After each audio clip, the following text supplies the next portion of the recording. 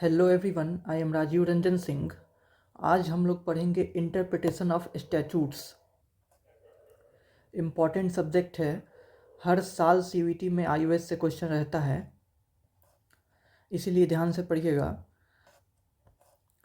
अगर ये क्लास आप अच्छे से अटेंड कर लेते हैं और जो भी मैं बताऊंगा वो याद कर लेते हैं तो फिर आईओएस से एक भी क्वेश्चन आपका मिस नहीं होगा, सारे क्वेश्चन सही हो जाएंगे।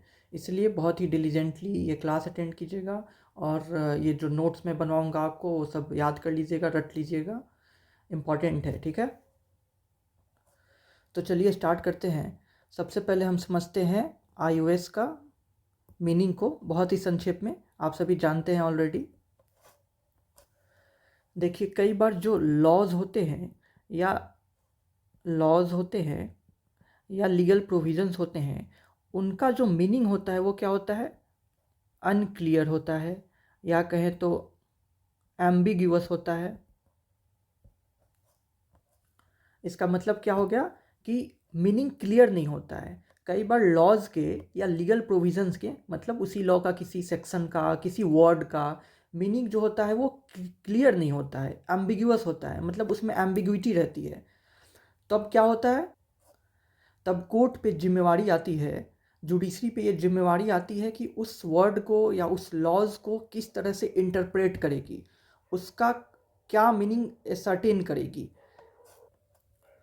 तो इसी के रिगार्डिंग प्रिंसिपल्स बनाए गए हैं। कई सारे प्रिंसिपल्स हैं जो कि वेल सेटल्ड हैं। उन्हीं प्रिंसिपल्स को जुडिशरी क्या करती है? फॉलो करती है। क्या करते समय? इंटरप्रिटेशन करते समय। कब? जब कभी भी एम्बिग्विटी आती है लॉ में, या कभी भी प्रोविजन जो होते हैं उनका मीनिंग क्लियर नहीं होता है, तो जुडिशरी जो है वो इंटरप्रेट करती है। तो आईओएस को हम क्या समझ सकते हैं? एक ऐसा जुडिशल प्रोसेस है जो जो लेजिस्लेशन का ट्रू मीनिंग फाइंड करने में हेल्प करता है। ट्रू मीनिंग, ठीक है। आईओएस जो है किसी भी लॉज का ट्रू मीनिंग फाइंड करने में हेल्प करता है। जो वेल सेटल्ड प्रिंसिपल्स हैं उसको फॉलो करके जुडिशरी एक कंक्लूजन पे पहुंचती है और डिसाइड करती है कि इस वर्ड को ऐसे हम इंटरप्रेट करेंगे, इसका मतलब ये होगा। जब भी एम्बिग्विटी आएगी उस एम्बिग्विटी को दूर करेगा जुडिशरी। तो इसी को कहते हैं इंटरप्रिटेशन ऑफ स्टैट्यूट, कि हम ट्रू मीनिंग उस वर्ड का निकाले, उस लॉज का निकाले, उस एम्बिगुअस प्रोविजन का निकाले। कौन निकालेगा? जुडिशरी। और जिस प्रोसेस के थ्रू निकालेगा, जिस जुडिशियल प्रोसेस के थ्रू निकालेगा, उसी को हम कहते हैं आईओएस, यानी कि इंटरप्रिटेशन ऑफ स्टैट्यूट्स। कोर्ट जो है वो क्या कोशिश करता है पता करने का कि रियल इंटेंशन ऑफ लेजिस्लेचर, कि जब लेजिस्लेचर ने जब लॉ बनाया था तो उसका क्या रियल इंटेंशन था, उस इंटेंशन को सर्व करेगा, उस इंटेंशन को क्या करेगा? एडवांस करेगा, ना कि उस इंटेंशन के अगेंस्ट जाएगा। तो रियल इंटेंशन ऑफ लेजिस्लेचर पता किया जाता है। तो ये तो बेसिक्स था, हम आगे बढ़ते हैं। तो यही सब प्रोसेस जो है करने का एक पूरा का पूरा स्ट्रक्चर्ड अप्रोच है, जो कि बहुत सारे प्रिंसिपल्स हैं जो हम पढ़ने वाले हैं। उन्हीं प्रिंसिपल्स को फॉलो करके जुडिशरी जो है वो निकालता है। मतलब आप सभी जानते हैं आर्टिकल 141 ऑफ कॉन्स्टिट्यूशन क्या कहता है? आर्टिकल 141 ऑफ द कॉन्स्टिट्यूशन कि सुप्रीम कोर्ट जो भी डिसाइड करेगा वो पूरे देश के कोर्ट पे बाइंडिंग होगा। तो जब सुप्रीम कोर्ट पर्टिकुलर तरीके से किसी चीज़ को इंटरप्रेट कर देता है आईओएस के प्रिंसिपल्स का यूज करके, तब वो बाकी कोर्ट्स पे बाइंडिंग हो जाता है, लोअर कोर्ट्स पे बाइंडिंग हो जाता है, हाई कोर्ट्स पे बाइंडिंग हो जाता है। ठीक है, तो आर्टिकल 141 सबको पता ही होगा, आप ध्यान में भी रखिएगा। अब तुरंत हम लोग बढ़ते हैं प्रिंसिपल्स पे। किस चीज़ पे? प्रिंसिपल्स ऑफ इंटरप्रिटेशन, जो कि सबसे इंपॉर्टेंट है। सबसे इंपॉर्टेंट यही है, प्रिंसिपल्स ऑफ इंटरप्रिटेशन। तो सबसे पहला कौन सा प्रिंसिपल हो गया? लिटरल रूल, या इसको कहते हैं प्लेन रूल।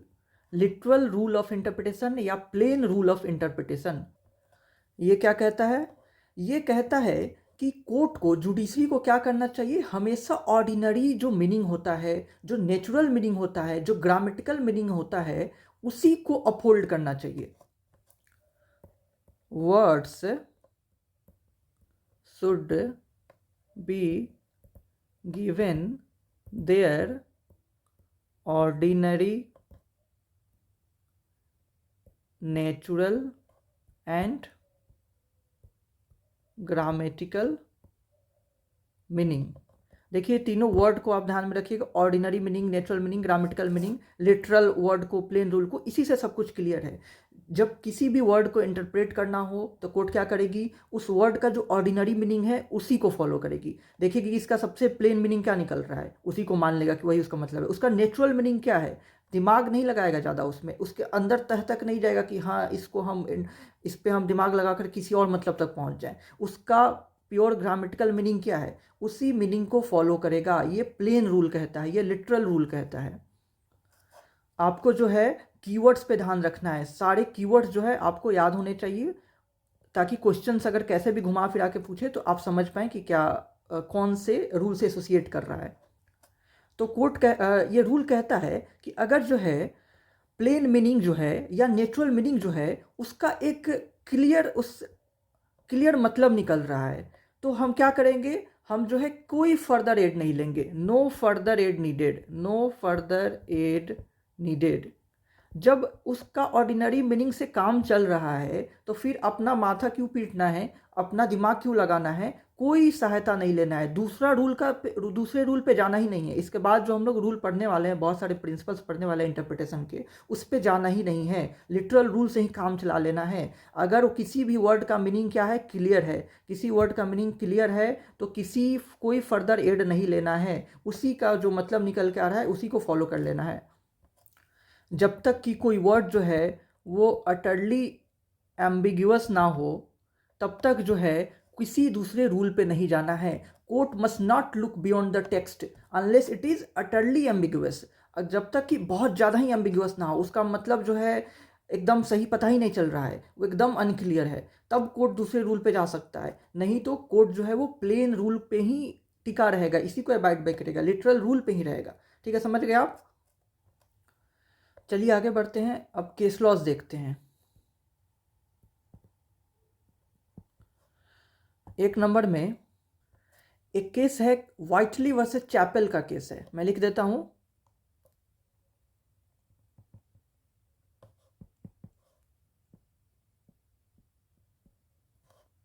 ये केस है 1868 का, WHITLEY, व्हाइटली वर्सेस चैपल, PELL। 1868 का ये केस है।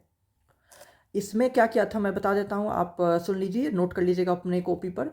इसमें एक्यूज पर्सन जो है वो क्या किया हुआ था कि खुद को इम्पर्सोनेट किया था एक डेड पर्सन की तरह, एक मरे हुए व्यक्ति के रूप में खुद को इम्पर्सोनेट किया था और वोट दिया था। और जो लॉज है वो क्या कहता था, लॉज कहता था कि कोई भी पर्सन जो कि जिंदा हो, मतलब कोई भी जीवित व्यक्ति जो कि वोट देने के लिए इंटाइटल्ड हो, अगर कोई उसको इम्पर्सोनेट करता है तो ये क्या था, पनिशेबल ऑफेंस था, पनिशेबल ऑफेंस था। लेकिन यहाँ पे फैक्ट्स क्या कह रहा है कि वो एक मृत व्यक्ति को इम्पर्सोनेट किया हुआ था। और लिटरल रूल को अगर हम देखें तो क्या हो जाएगा, तो कोई ऑफेंस कंस्टिट्यूट नहीं होगा, नो ऑफेंस कंस्टिट्यूट होगा। क्यों, क्योंकि any person entitled to vote में मृत व्यक्ति तो आता ही नहीं है, कोई जीवित व्यक्ति ही तो इंटाइटल्ड होता है वोट देने के लिए, और वो जीवित व्यक्ति को इम्पर्सोनेट किया ही नहीं था, मृत व्यक्ति को इम्पर्सोनेट किया था। तो इसीलिए लिटरल रूल को फॉलो किया जा रहा है, तो कोई ऑफेंस ही कंस्टिट्यूट नहीं हुआ, क्योंकि डेड पर्सन जो है वो इंटाइटल्ड है ही नहीं। तो इस केस में लिटरल रूल फॉलो हुआ था। आते हैं दूसरे केस पे हम, सेकेंड नंबर। एक ससेक्स पीराज केस है, आपने सुना होगा, लिख देता हूं, SUSSE, एक ससेक्स, PEERAGECASC केस। ये है 1844 का केस है। ये क्या है, SUSSEX है, ससेक्स पीराज केस। लिखिए, ये लिटरल रूल के जो फाउंडेशनल केस है उसमें से एक है, बहुत ही स्टार्टिंग का केस है। और ये कहता है, इस केस में कहा गया था कि अगर वर्ड्स जो है वो क्लियर है, उसका मीनिंग क्लियर है, तो कोर्ट को उसी मीनिंग को फॉलो करना चाहिए। ठीक है, भले ही रिजल्ट जो है थोड़ी सी उससे इनकन्वीनियंस आ रही है, फिर भी हमें क्लियर जो है और जो प्लेन मीनिंग है उसी को फॉलो करना है, हमें दिमाग नहीं लगाना है। थर्ड केस पे आते हैं। एक बहुत ही पॉपुलर केस है फिशर वर्सेस बेल, इसका तो नाम सबने सुना होगा, 1961 का केस है। इस केस में क्या किया था, एक दुकानदार जो है, फैक्ट सुनिए, एक दुकानदार जो है वो एक फ्लिक नाइफ को डिस्प्ले किया था प्राइस टैग के साथ। एक दुकानदार अपने दुकान में एक फ्लिक नाइफ को क्या किया था, डिस्प्ले किया था, उसमें प्राइस टैग भी लगा हुआ था। और लॉ जो है वो इसको ऑफेंस डिक्लेयर किया हुआ था कि नाइफ को बेचना नहीं है। कोर्ट क्या किया इसमें, कोर्ट ने इस केस में लिटरल रूल अप्लाई किया और कोर्ट ने ये हेल्ड किया कि ये जो क्या किया हुआ था, डिस्प्ले किया हुआ था, मैं लिख देता हूँ, डिस्प्ले जो किया हुआ था ये क्या है, मियर इनविटेशन टू ट्रीट है। इसको जो है क्या नहीं माना, इसको ऑफर नहीं माना, ठीक है। Court held that display is merely an invitation to treat and not considered as offer under the contract law, and therefore the accused was held not guilty। not guilty held हुआ था, literal rule apply करने से वो not guilty held हो गया था। चलिए आगे बढ़ते हैं। एक और आप लोग इंडियन केस लिख लीजिए, कनाई लाल सूर वर्सेस परम निधि साधु खान, 1957 का केस है। ये भी लिटरल रूल का केस है। कोर्ट ने कहा था जो हमें जो प्लेन ग्रामेटिकल मीनिंग है ना, उसी पे अबाइड बाई रहना चाहिए, उसी पे ध्यान देना चाहिए, हमें ज़्यादा दिमाग नहीं लगाना चाहिए, ठीक है। तो ये केस भी आप लोग, ये 4 केस प्लेन रूल का आप लोग याद कर लीजिएगा। हम लोग आगे बढ़ते हैं। अब आते हैं दूसरे रूल पे। दूसरा रूल का क्या नाम है, गोल्डन रूल ऑफ इंटरप्रिटेशन, ठीक है। गोल्डन रूल बहुत इंपॉर्टेंट रूल है। ये क्या कहता है, ये कहता है कि अगर लिटरल रूल जो है, लिटरल रूल से क्या लीड हो जाता है, एब्सर्डिटी। टर्म याद रखिएगा, बार बार कह रहा हूँ टर्म, जैसे एब्सर्डिटी आपको याद रखना है, या इनकंसिस्टेंसी, ठीक है।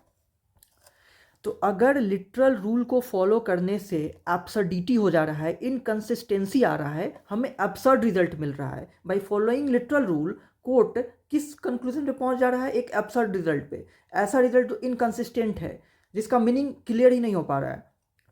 इस केस में कोर्ट क्या करता है, इस केस में कोर्ट जो है वो ऑर्डिनरी मीनिंग से क्या होता है, डेविएट करता है, डेविएट करता है।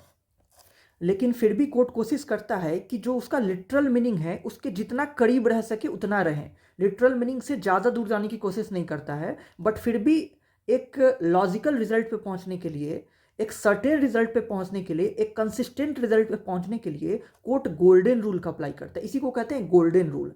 जब literal rule leads to absurdity, तो उसी एब्सर्डिटी से बचने के लिए, अवॉइड करने के लिए, to avoid that absurdity, court क्या करता है, अप्लाई करता है golden rule of interpretation apply करता है। समझ गए आप, बस इतना ही सिंपल है। आइए इसका भी केसेस देखते हैं हम। केसेस, पहला ग्रे वर्सेस पियर्सन का नाम सुना आपने होगा, ग्रे वर्सेस पियर्सन 1857 का केस है। केस का ईयर भी आप लोग ध्यान में रखिएगा, केस का ईयर भी ध्यान में रखिएगा। ग्रे वर्सेस पियर्सन, इस केस के बारे में मैं बता देता हूँ। इसमें बस आप इतना याद रखिए कि गोल्डन रूल से रिलेटेड है, और ये भी one of the foundational case में से माना जाता है। कहा जाता है कि जब भी लिटरल रूल जो है हमें एब्सर्डिटी को रिजल्ट करता है, रिपग्नेंसी को रिजल्ट करता है, तब हम गोल्डन रूल को फॉलो करते हैं, उससे डेविएट होते हैं, एक लॉजिकल रिजल्ट पे पहुंचने के लिए करते हैं। जो मैंने बेसिक प्रिंसिपल्स बताए यही इसमें हेल्ड हुआ था, डिस्कस किया गया था, ग्रे वर्सेस पियर्सन। आगे बढ़ते हैं दूसरे केस पे। दूसरा केस हो गया एल्डर वर्सेस जॉर्ज। इस केस का भी नाम आपने सुना होगा, 1964 का ये केस है, एल्डर वर्सेस जॉर्ज। इसमें एक एक्ट का चर्चा है, official secret act.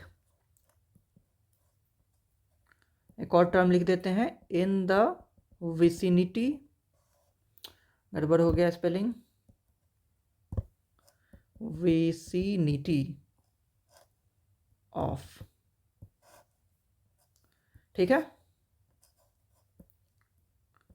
Prohibited place. अब आप समझिए केस को। इस केस में कह रहा है कि एक एक्ट है, कौन सा एक्ट है? ऑफिशियल सीक्रेट एक्ट है। ये एक्ट क्या करता है कि किसी भी पब्लिक सर्वेंट के विसिनिटी में जाने से मना करता है, लेकिन किसी प्रोहिबिटेड प्लेस पे, ठीक है, किसी भी प्रोहिबिटेड प्लेस के विसिनिटी में रहने पे मना करता है। ऑब्स्ट्रक्शन कॉज करने पे किसी भी पब्लिक सर्वेंट को, कहाँ जा करके? In the vicinity of A prohibited place.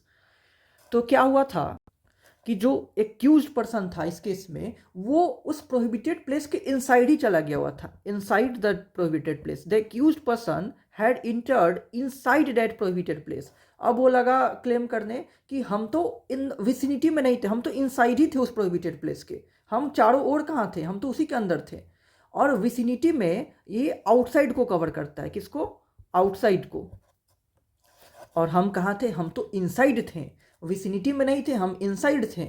Literal rule के थ्रू जाया जाए तो विसिनिटी में हम नहीं थे। कोर्ट ने क्या किया?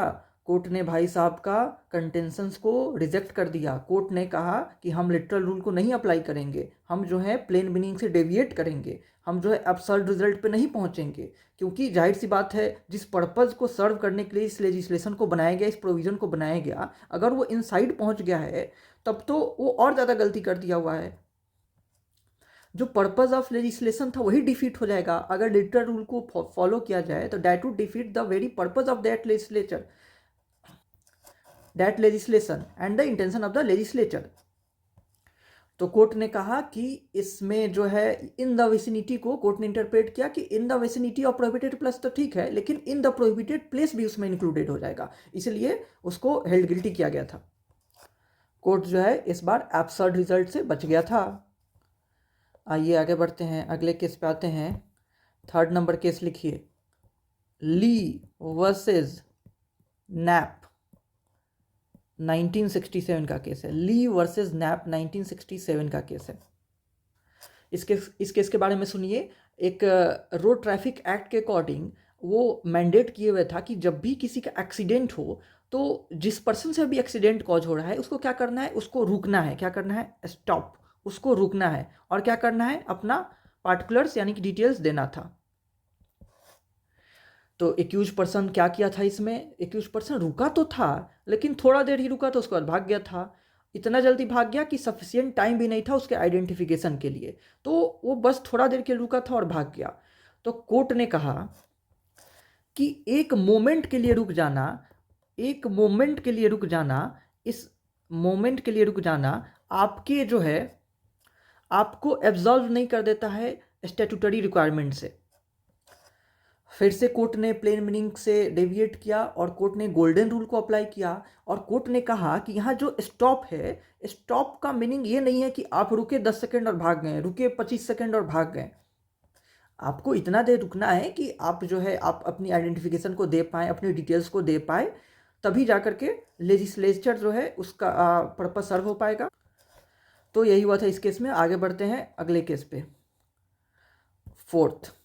फोर्थ केस आप लिखिए, आर वर्सेस एलन। ये भी बड़ा ही पॉपुलर केस है, आप सुने होंगे। 1872 का है, आर वर्सेस एलन 1872। इस केस में क्या हुआ था? इस केस में भाई साहब बाईगेमी के लिए चार्ज हुए थे। बाईगेमी एक ऑफेंस है, आप जानते हैं, इंडिया में भी ऑफेंस है। तो बाईगेमी ऑफेंस के लिए एक्यूज पर्सन को चार्ज किया गया हुआ था। तो बाईगेमी का ऑफेंस क्या कहता था कि anyone who is already married, किससे? एक सेकेंड, इसको मिटाने दीजिए। मैरिड टू वन, अगर वो if married to another person again, तब जाके ऑफेंस ऑफ बाइगेमी कॉन्स्टिट्यूट होगा। इसको समझिएगा, थोड़ा सा ये टेक्निकल है। तो इसमें क्या हुआ था कि एक पर्सन ने बाइगेमी तो कर लिया था, मतलब दूसरी शादी तो कर लिया था। अब वो क्या क्लेम कर रहा है? कह रहा है कि ये जो वर्ड है मैरिड, ये जो वर्ड है मैरी, इसको मैं ब्लैक से कर देता हूं। इस पे पूरा का पूरा जो है मामला आकर के फंस गया था। ये कह रहा है कि कोई पर्सन ऑलरेडी मैरिड हो, वो अगर दूसरी शादी करता है फिर किसी दूसरे पर्सन से, तब वो बाइगेमी का ऑफेंस कंस्टिट्यूट होगा। और लॉ ये भी कहता है कि एक ऑलरेडी मैरिड पर्सन जब दूसरा मैरिज करेगा, उस मैरिज को हम वर्ड मानेंगे। क्या मानेंगे? वर्ड मानेंगे। तो इस हिसाब से देखा जाए तो ये जो दूसरा मैरिज है वो तो वर्ड है, यानी कि दूसरा मैरिज हुआ ही नहीं मैरिज, ये तो मैरिज कहे जाने लायक ही नहीं है। जब कोई वो जो सेरेमनी है उसका रिजल्ट मैरिज में कन्वर्ट ही नहीं हुआ, तो ये मैरिज तो वर्ड कहला गया, ये मैरिज हुआ ही नहीं। तो एक्यूज पर्सन ने क्लेम किया कि मैंने ऑफेंस ऑफ बाइगेमी कॉन्स्टिट्यूट किया ही नहीं है, और उसकी बात को अगर मान लिया जाए तो बाइगेमी ऑफेंस कभी बन ही नहीं सकता है। जैसा अगर जो वर्ड्स ऑफ स्टेट्यूट लिखे हुए थे वहाँ के लॉज में, उसको बाई प्लेन रूल माना जाए तो बाइगेमी का ऑफेंस कभी कॉन्स्टिट्यूट ही नहीं हो सकता है। क्यों?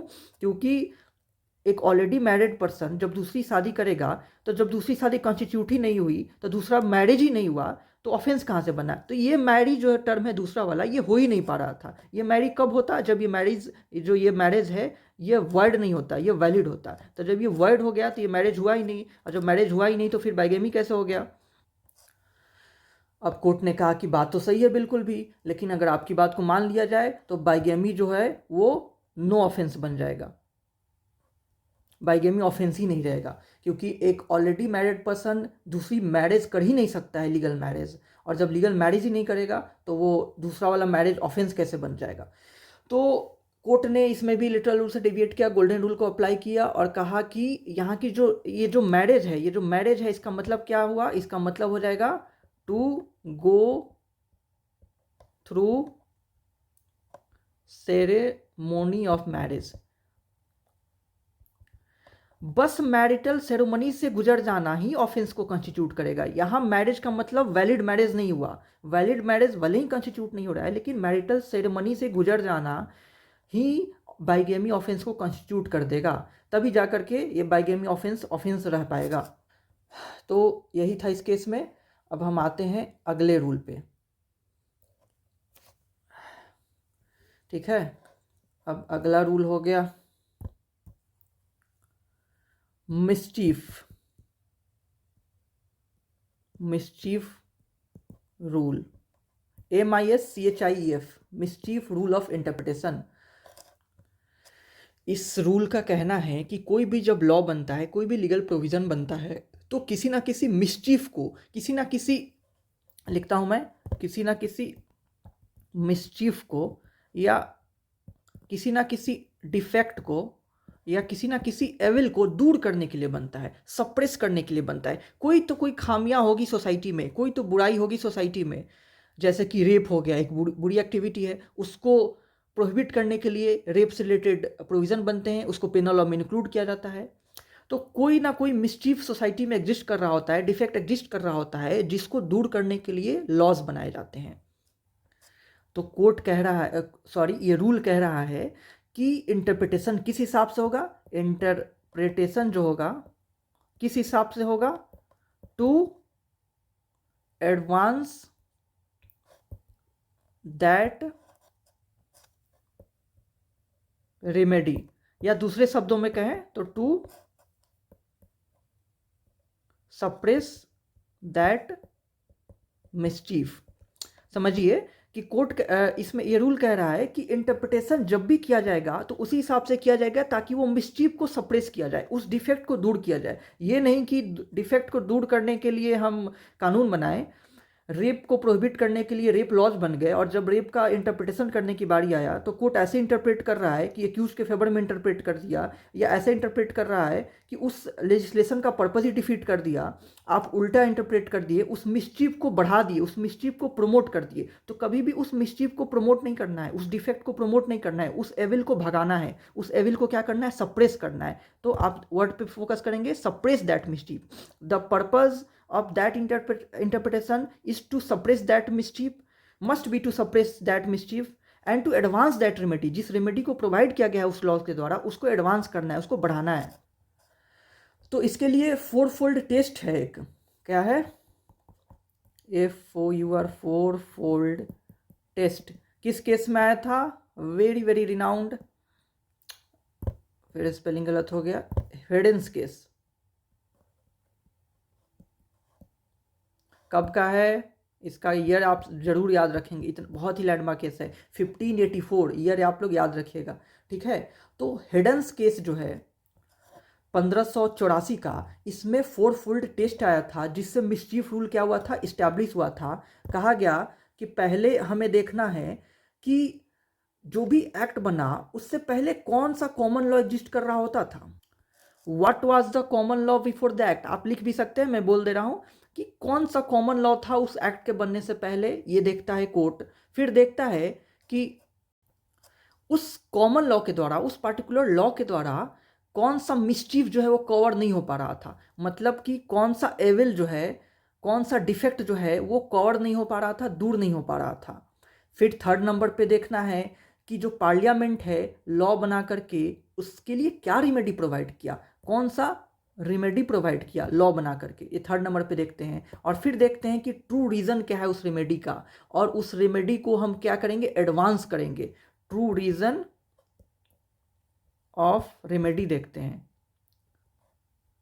और फिर क्या करना है, फिर वही जो मैंने रूल बताया ऊपर वो करना है कि the court's duty is to advance that remedy and suppress that mischief. Court की ड्यूटी है कि उस रेमेडी को क्या करे, रेमेडी को क्या करे, एडवांस करे, और मिसचीफ को क्या करे, सप्रेस करे।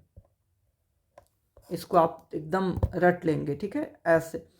Courts duty is to advance that remedy and to suppress that mischief, यही है, इतना ही है बस मिसचीफ रूल में। यहाँ पहला दूसरा भी मैं आपको बता चुका हूँ। पहला में था कि कॉमन लॉ क्या था, कॉमन जो लॉ क्या था एक्ट बनने से पहले। फिर दूसरे नंबर पर मैंने बताया था कि कौन सा मिसचीफ जो है वो छूट गया था, उस कॉमन लॉ से कौन सा मिसचीफ नहीं कवर हो पा रहा था। देन है कि कौन सा रेमेडी प्रोवाइड किया पार्लियामेंट ने, फिर उसका ट्रू रीज़न क्या है उस रेमेडी का, उसका हम एडवांस करेंगे, मिसचीफ को सप्रेस करेंगे। That's all. हम केस पे आते हैं, इसके आते हैं किसके केसेस, मिसचीफ रूल के केसेस। एक तो केस आप ऑलरेडी हो गया, हिडन्स केस ऑलरेडी हो गया। दूसरे नंबर पे आते हैं, एक बड़ा ही लैंडमार्क केस है, स्मिथ वर्सेस ह्यूजेस का 1960। Smith, SMITH, Smith versus HUGHES, Hughes, 1960 का। इस केस को आप समझेंगे, एक एक्ट था स्ट्रीट ऑफेंसेस एक्ट 1959।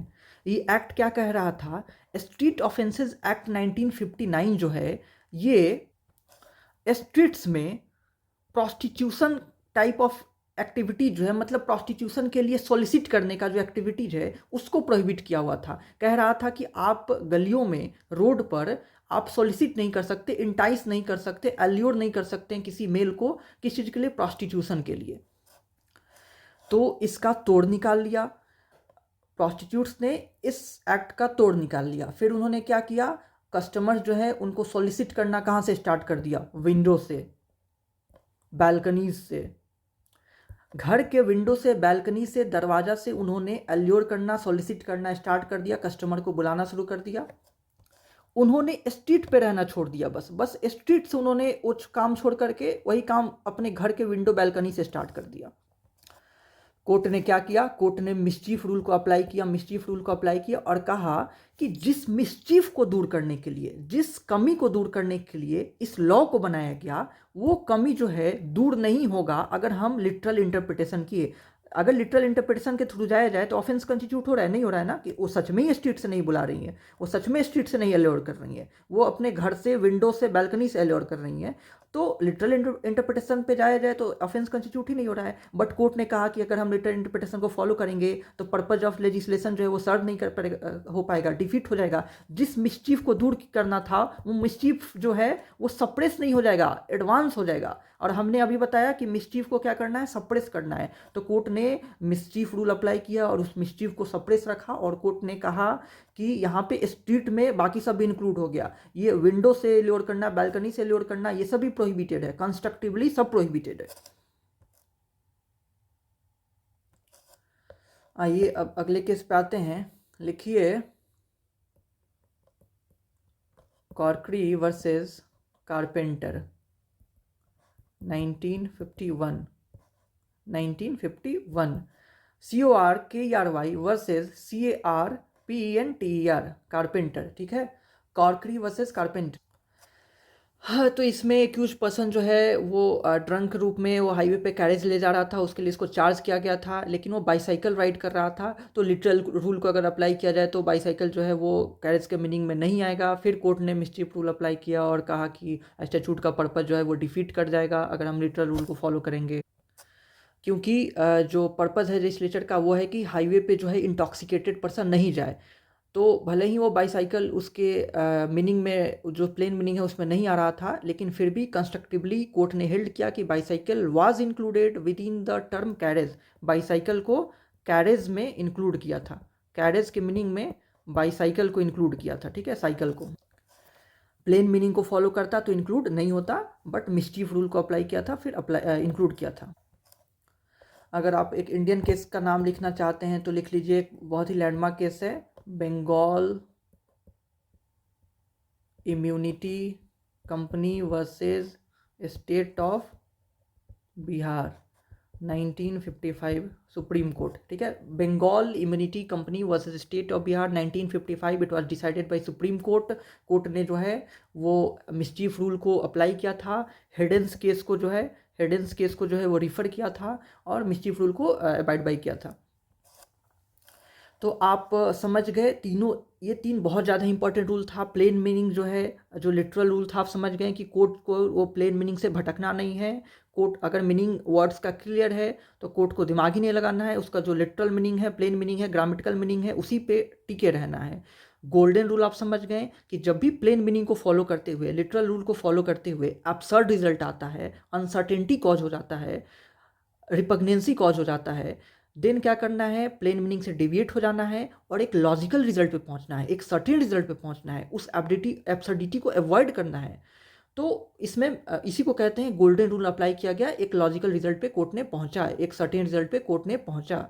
और तीसरा रूल क्या था, मिस्चीफ रूल। ये बड़ा ही सिंपल है, ये कह रहा है कि जब भी कोई लॉ बनता है तो किसी खास मिस्चीफ को दूर करने के लिए बनता है। तो उसका इंटरप्रिटेशन कैसे होगा, उसका इंटरप्रिटेशन इस तरीके से होगा कि उस मिस्चीफ को सप्रेस किया जाए, ना कि उस मिस्चीफ को प्रोमोट किया जाए, ठीक है। जो रेमेडी प्रोवाइड किया गया है उस रेमेडी को प्रोमोट करना है और मिस्चीफ को सप्रेस करना है, ठीक है। अब आगे बढ़ते हैं, हम आते हैं अब चौथे नंबर पे।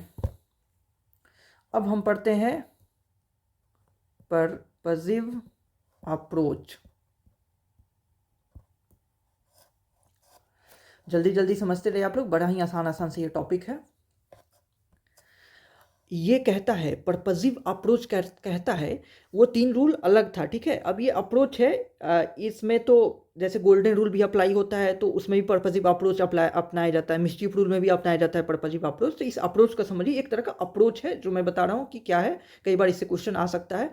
तो ये अप्रोच कहता है कि कोर्ट जब इंटरप्रेट कर रहा होता है किसी भी लॉ को, तो कोर्ट को क्या ध्यान में रखना चाहिए, कोर्ट को ध्यान में रखना चाहिए कि उस लॉ को क्यों बनाया गया, किस पर्पज को अचीव करने के लिए उस लॉ को बनाया गया, what was the purpose of the legislature, what was the intention of the legislature.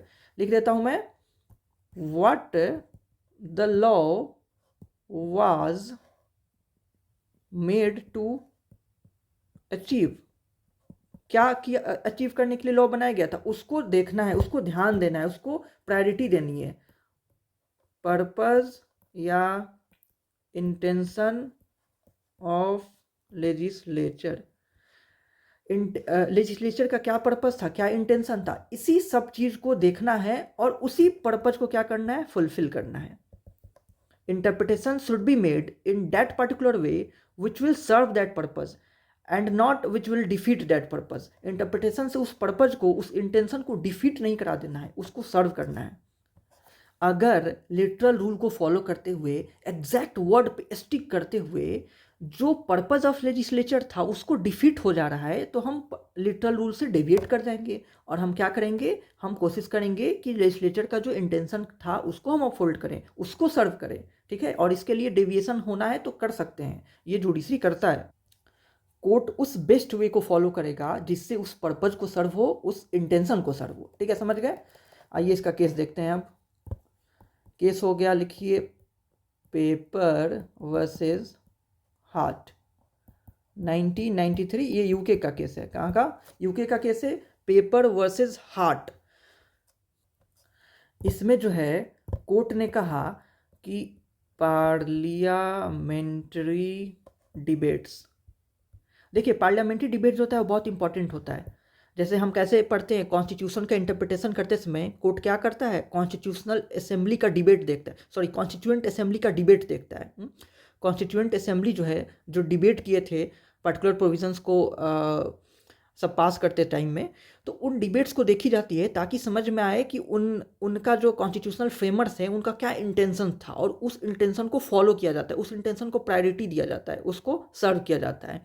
तो कोर्ट ने इस केस में, पेपर वर्सेस हार्ट के केस में, पार्लियामेंट्री डिबेट्स को रिफ़र करने की बात को प्रमोट किया था। कहा था कि पार्लियामेंट्री डिबेट को रिफ़र किया जाना चाहिए, उसको देखा जाना चाहिए, और ताकि अगर स्टेट्यूटरी में कोई एम्बिग्यूटी है तो उसको दूर करने में मदद मिलेगा इससे। तो ये एक तरह से पर्पसिव अप्रोच को सर्व कर रहा है कि हम पर्पस ऑफ द लेजिस्लेचर को देख रहे हैं, इंटेंशन ऑफ द लेजिस्लेचर को देख रहे हैं। समझ गए? ये पेपर वर्सेस हार्ट का केस था। एक और केस का आप नाम लिख लीजिए, आरबीआई वर्सेस, एक सेकेंड इसको मिटा दूं, RBI versus Peerless general finance, 1987 का केस है। ये सुप्रीम कोर्ट का केस है, ठीक है। तो इसमें भी कोर्ट ने इसी तरह की बातें की थी कि हमें लेजिस्लेटिव ऑब्जेक्टिव को देखना है और उसको अवॉइड बाई करना है, फॉलो करना है। आगे बढ़ते हैं, अब अगले कंसेप्ट पे आते हैं जो कि बहुत ही इंपॉर्टेंट है, doctrine of harmonious construction. Doctrine of harmonious construction बड़ा ही इंपॉर्टेंट और बड़ा ही आसान सा कंसेप्ट है। कहता है कि जब भी कन्फ्लिक्ट होता है किसमें, किसी भी टू लीगल प्रोविजंस में, एक ही लॉ के दो प्रोविज़न में या दो अलग अलग लॉ के प्रोविज़न में, कहीं भी अगर कन्फ्लिक्ट हो रहा है, दोनों आपस में टकरा रहा है, दोनों एक दूसरे के कंट्राडिक्टरी दिख रहा है, तब ये डॉक्ट्रिन अप्लाई किया जाता है। और कोर्ट इस पार्टिकुलर वे में इंटरप्रेट करता है कि दोनों की वैलिडिटी बनी रहे, दोनों की वैलिडिटी बनी रहे। ये नहीं कि एक को हम अपहोल्ड करा दे, दूसरे को हम इनवैलिडेट कर दे, दूसरे को हम वाइड डिक्लेयर कर दे, ये कोशिश नहीं होती है। दोनों में रिकन्सिलिएशन किया जाता है, दोनों में हार्मनी इस्टेब्लिश की जाती है, हार्मनी इस्टेब्लिश की जाती है। किस दोनों में? दोनों कन्फ्लिक्टिंग प्रोविजन में, दो कन्फ्लिक्टिंग प्रोविजन में हार्मनी इस्टेब्लिश की जाती है ताकि दोनों की वैलिडिटी बनी रहे, दोनों साथ साथ जिंदा रहे। ये नहीं कि एक को जिंदा करके दूसरे को मार दे। यही है doctrine of harmonious construction, to establish harmony between two conflicting provision of a particular laws या टू डिफरेंट लॉज। आइए इसका केस देखते हैं।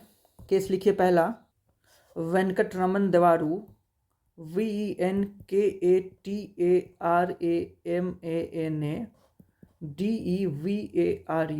Versus state of Mysore.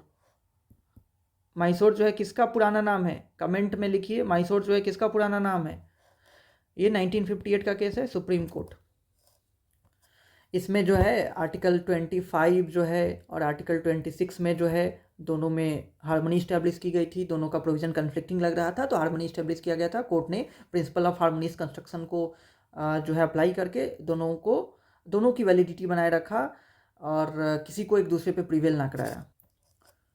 नहीं तो ये अगर इसको अप्लाई नहीं करता तो क्या होता है, एक दूसरे पे ओवरराइड करा करके एक को इनवैलिडेट कर दिया जाता है, एक को वैलिडेट कर दिया जाता है। तो इसी से बचने के लिए हार्मोनियस कंस्ट्रक्शन के प्रिंसिपल को अप्लाई किया जाता है। दूसरा केस का नाम लिखिए जो बहुत ही बार पूछा जाता है एग्जाम में, CIT versus Hindustan bulk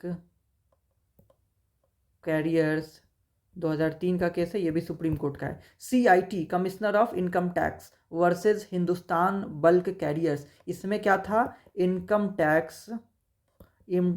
tax के जो प्रोविजंस थे उसमें कन्फ्लिक्ट हो रहा था। तो उन कन्फ्लिक्टिंग प्रोविजंस में क्या किया गया था, हार्मनी इस्टेब्लिश किया गया था, सब में समझौता करा दिया गया था, उनका शादी ब्याह करा दिया गया था। तो यही था ये। अब आते हैं अगले रूल पे। किसी रूल में किसी को दिक्कत होगी तो आप पूछिएगा। अब है rule of beneficial interpretation. Rule of beneficial interpretation ये क्या कहता है? ये कहता है कि कुछ लॉज जो होते हैं वो बेनिफिशियल लेजिस्लेशंस होते हैं, बेनिफिशियल लेजिस्लेशंस होते हैं। मतलब ऐसे लॉज जो बने हैं किसी पर्टिकुलर ग्रुप को फ़ायदा करने के लिए, जैसे वीमेन के लिए, चिल्ड्रेन के लिए, वर्कर्स के लिए, लेबरर्स के लिए। तो कई सारे लॉज होते हैं, जैसे लेबर लॉ ही हो गया, उसमें वर्कर्स लेबरर्स के लिए बेनिफिशियल प्रोविजंस बनाए गए हैं। वीमेन से रिलेटेड कई सारे बेनिफिशियल लॉज हैं, वो चिल्ड्रेन से रिलेटेड कई सारे बेनिफिशियल लॉज हैं, कॉन्स्टिट्यूशन में भी है प्रोविजंस या अदर लॉज भी हैं। तो ये सारे बेनिफिशियल लेजिस्लेशंस है। तो रूल ऑफ बेनिफिशियल इंटरप्रिटेशन ये कहता है कि किसी बेनिफिशियल लेजिस्लेशन को इंटरप्रेट करते समय हम क्या ध्यान में रखेंगे? हम ये ध्यान में रखेंगे कि जो बेनिफिशियल पर्पज है उस लॉ का वो बना रहे, बेनिफिशियल पर्पज ही नहीं डिफीट हो जाए। मान लीजिए, समझाता हूँ, कोर्ट के पास दो ऑप्शन है, एक ये ऑप्शन है इंटरप्रेट करने का, एक ये ऑप्शन इंटरप्रेट करने का। एक ही लॉ है, एक लॉ रिलेटेड टू वीमेन है, एक लॉ रिलेटेड टू वीमेन है। दो तरीका है इंटरप्रेट करने का। एक तरीका अगर कोर्ट अपनाएगा तो किसको फ़ायदा होगा? बेनिफिट करेगा किसको? वीमेन को। और दूसरा तरीका अगर अपनाया तो अदर पार्टी को बेनिफिट करेगा। अदर पार्टी कोई भी हो सकता है, ठीक है। कोर्ट जो है एम्बिग्विटी को दूर कर रहा है किसी भी प्रोविज़न में, और इंटरप्रिटेशन करते समय कोर्ट के पास दो ऑप्शंस आए हुए हैं। एक ऑप्शंस को फॉलो करते हुए वो उस वीमेन को बेनिफिट करेगा जिसके बेनिफिट करने के लिए वो लॉ बना हुआ है, और दूसरा ऑप्शन है जिसमें वीमेन के अगेंस्ट डिसाइड करना होगा। तो कोर्ट क्या करेगा? रूल्स ऑफ बेनिफिशियल इंटरप्रिटेशन कहता है कि इस सिचुएशन में हमेशा कोर्ट इस रास्ते को चुनेगा। किसको? फर्स्ट वाले रास्ते को। The court must submit to that interpretation which shall serve the beneficial purpose of that particular legislation। यानी कि उस बेनिफिशरी को बेनिफिट हो, जो बेनिफिशरी है उसको बेनिफिट होना चाहिए, ना कि दूसरे पार्टी को, ठीक है। और ये कब हो रहा है? ये कब हो रहा है? ऐसा नहीं कि वीमेन के अगेंस्ट कोई प्रोविजन है तो वीमेन के फेवर में बना देना है। ये कह रहा है कि जब एम्बिग्विटी हो तब की बात हो रही है, जब प्रोविजन अनक्लियर हो तब की बात हो रही है। जब कोर्ट के पास कन्फ्यूजन आ गया हुआ है कि इसका मतलब ये है कि इसका मतलब ये है, तो कोर्ट क्या करेगा? कोर्ट कहेगा कि इसका मतलब ये होगा। क्यों? क्योंकि इस मतलब को फॉलो करने से beneficial purpose of that particular law shall be uphold. तो बस कोर्ट को यही ध्यान में रखना है कि जो इंटेंडेड बेनिफिशियरी हैं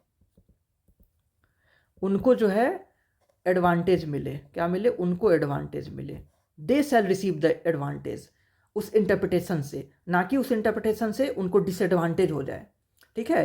तो ये बेनिफिशियल लेजिस्लेशंस के लिए है, या इसको कहा जाता है वेलफेयर लेजिस्लेशंस भी कहा जाता है। वेलफेयर लेजिस्लेशंस, बेनिफिशियल लेजिस्लेशंस या वेलफेयर लेजिस्लेशंस का इंटरप्रिटेशन करते समय रूल ऑफ बेनिफिशियल इंटरप्रिटेशन को फॉलो करते हैं। आगे बढ़ते हैं। तो आप जान गए कि interpretation must favour the beneficiary, beneficiary को फेवर करना चाहिए। अब आगे बढ़ते हैं, ठीक है। अब कुछ मोर रूल्स को हम लोग डिस्कस कर लेते हैं। आइए,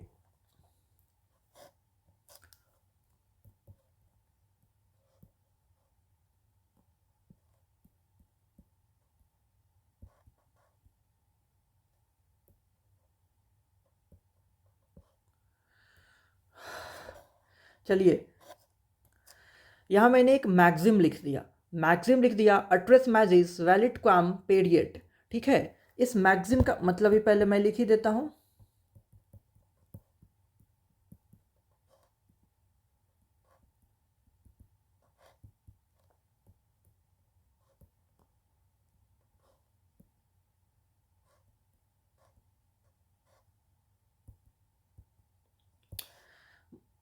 मतलब लिखा मैंने, it is better for a thing to have effect than to be destroyed. मतलब सही साफ है कि अच्छा क्या होगा हमारे आपके समाज के लिए, भगवान के लिए, सबके लिए अच्छा यही होगा कि किसी चीज़ का मतलब बना रहे। जैसे हम हैं जब तक जिंदा तब तक हमारा मतलब है, जब कोई जिंदा ही नहीं रहेगा तो उसका अस्तित्व ही नहीं रह जाता है, लोग भूल जाते हैं। तो मतलब तब भी रहता है जब जिंदा है। तो जब तक अस्तित्व बना रहे ना, यही जरूरी है। अस्तित्व का रहना ही अच्छा होता है rather देन डिस्ट्रॉय हो जाना। It is better for a thing to have effect rather than to be destroyed. मतलब इफेक्ट रहे ये नेसेसरी है, डिस्ट्रॉय हो जाना ये नहीं होना चाहिए। इफेक्ट रहना जरूरी है, ना कि डिस्ट्रॉय होना जरूरी है। यही कहता है अट्रेस मैजिस वैलिड क्वाम पेरिएट।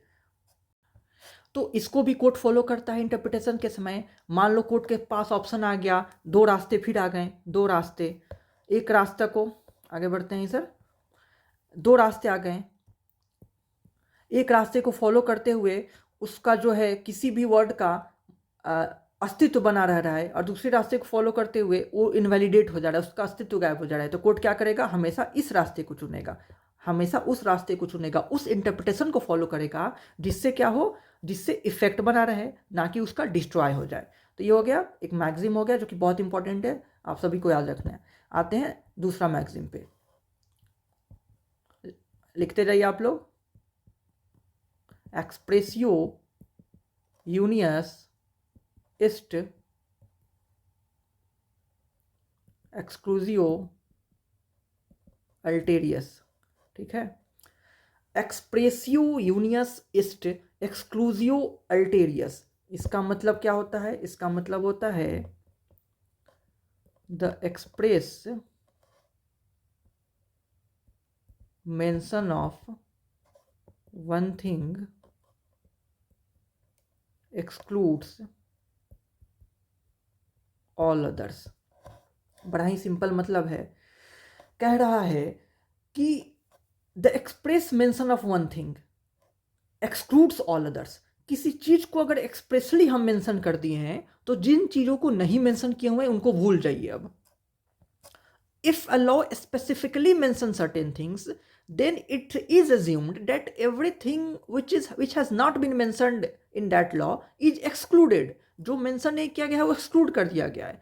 अगर जिस चीज को स्पेशली मेंशन कर दिया गया है तो माना जाएगा जिन चीजों को नहीं किया गया है वो एक्सक्लूड हो गया अपने आप। ठीक है, इस प्रिंसिपल का कोर्ट यूज करता है इंटरप्रिटेशन के करते समय, ताकि स्कोप का पता कर सके किसी चीज का दायरा क्या है। तो दायरा कैसे पता चलेगा, मान लीजिए A B C लिखा हुआ है, ABC लिखा हुआ है किसी एक्ट में, किसी प्रोविजन में, तो माना जाएगा कि DE F उसमें नहीं कवर हो रहा है। अगर कोर्ट के पास सवाल आ गया कि D कवर होगा कि नहीं इसमें, तो कोर्ट कहेगा कि नहीं कवर होगा। क्यों, क्योंकि एक्सप्रेसली ABC लिखा हुआ है। तो एक्सप्रेसली ABC का लिखना DEF को गायब कर देता है। ठीक है, एक्सप्रेसली ABC का मेंशन हो जाना DEF को एक्सक्लूड कर दिया, FGHI सबको एक्सक्लूड कर दिया। इसका स्कोप यहीं तक लिमिटेड हो गया। तो इससे स्कोप का पता चल रहा है, स्कोप लिमिटेड हो गया इसका यहीं तक। मान लीजिए कोई लॉ है, वो कह रहा है कि कैट्स, डॉग्स, रैबिट्स अलाउड हैं कहाँ, किसी पार्क में। ये तीनों अलाउड है पार्क में। एक लॉ है जो कह रहा है कि बस बिल्ली, कुत्ते और खरगोश, यही तीन जानवर पार्क में अलाउड हैं। तो इसका अगर कोर्ट के पास मान लो कि सवाल आ गया कि बकरी अलाउ है कि नहीं, तो कोर्ट क्या कहेगा कि नहीं अलाउ है। क्यों नहीं अलाउ है, क्योंकि cat, dog, rabbit expressly mention कर दिया हुआ है। Expressly mentioning of cats, dogs and rabbit excludes goat को एक्सक्लूड कर दिया। तोता अलाउ है कि नहीं अलाउ है, नहीं अलाउड है। तो भले ही उस कानून में, उस लॉ में नहीं लिखा हुआ है कि गोट नहीं अलाउ है, उस लॉ में लिखा नहीं है कि गोट अलाउ नहीं है, हम इंटरप्रेट कर रहा है, कोर्ट इंटरप्रेट कर रहा है कि गोट नहीं अलाउ होगा, पैरट नहीं अलाउ होगा। क्यों, क्योंकि इस प्रिंसिपल को फॉलो करेगा expressio unius est exclusio alterius. The express mention of one thing exclude other. तो express mention of cats, dogs and rabbit already excludes goats, parrot and ETC सबको एक्सक्लूड कर देगा। चलिए ये भी हो गया, आगे बढ़ते हैं तीसरा नंबर पे, बहुत ही इंपॉर्टेंट।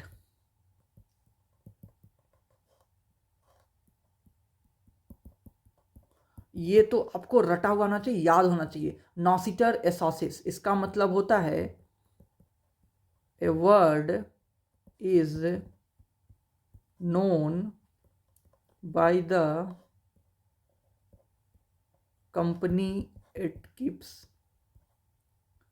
आप जो है अपने साथी से जाने जाओगे, ठीक है, इसलिए अच्छे साथी को रखिएगा। नॉसिटर एसोसिस सबको याद होनी चाहिए, बहुत इंपॉर्टेंट है। कह रहा है कि a word is known by the company it keeps. कोई जो है अपने सराउंडिंग की वजह से जाना जाता है, अपने आसपास की चीज़ों की वजह से जाना जाता है। आइसोलेशन में हम नहीं देखेंगे, किसी चीज़ को आइसोलेशन में नहीं कंसीडर करेंगे। ये नहीं कि एक सेंटेंस लिखा हुआ है तो हम उसको आइसोलेशन में कंसीडर करें। अरे उस पूरे पैराग्राफ को देखिए कि उस पूरे पैराग्राफ के कंटेक्स्ट में उस सेंटेंस का क्या मतलब है। अकेला करके हो सकता है उसको कुछ और ही मतलब निकल जाए। वैसे ही एक लाइन का, मान लीजिए एक लाइन का कई सारे वर्ड्स हैं, तो हम इस वर्ड को आइसोलेशन में नहीं देखेंगे, देखेंगे कि उस पूरे लाइन को जो सारे वर्ड्स हैं उस सबको साथ में कंसिडर करते हुए देखेंगे कि इसका क्या मतलब निकल के आ रहा है। तो आइसोलेशन में किसी को नहीं देखना है। इसको मिटा देता हूं।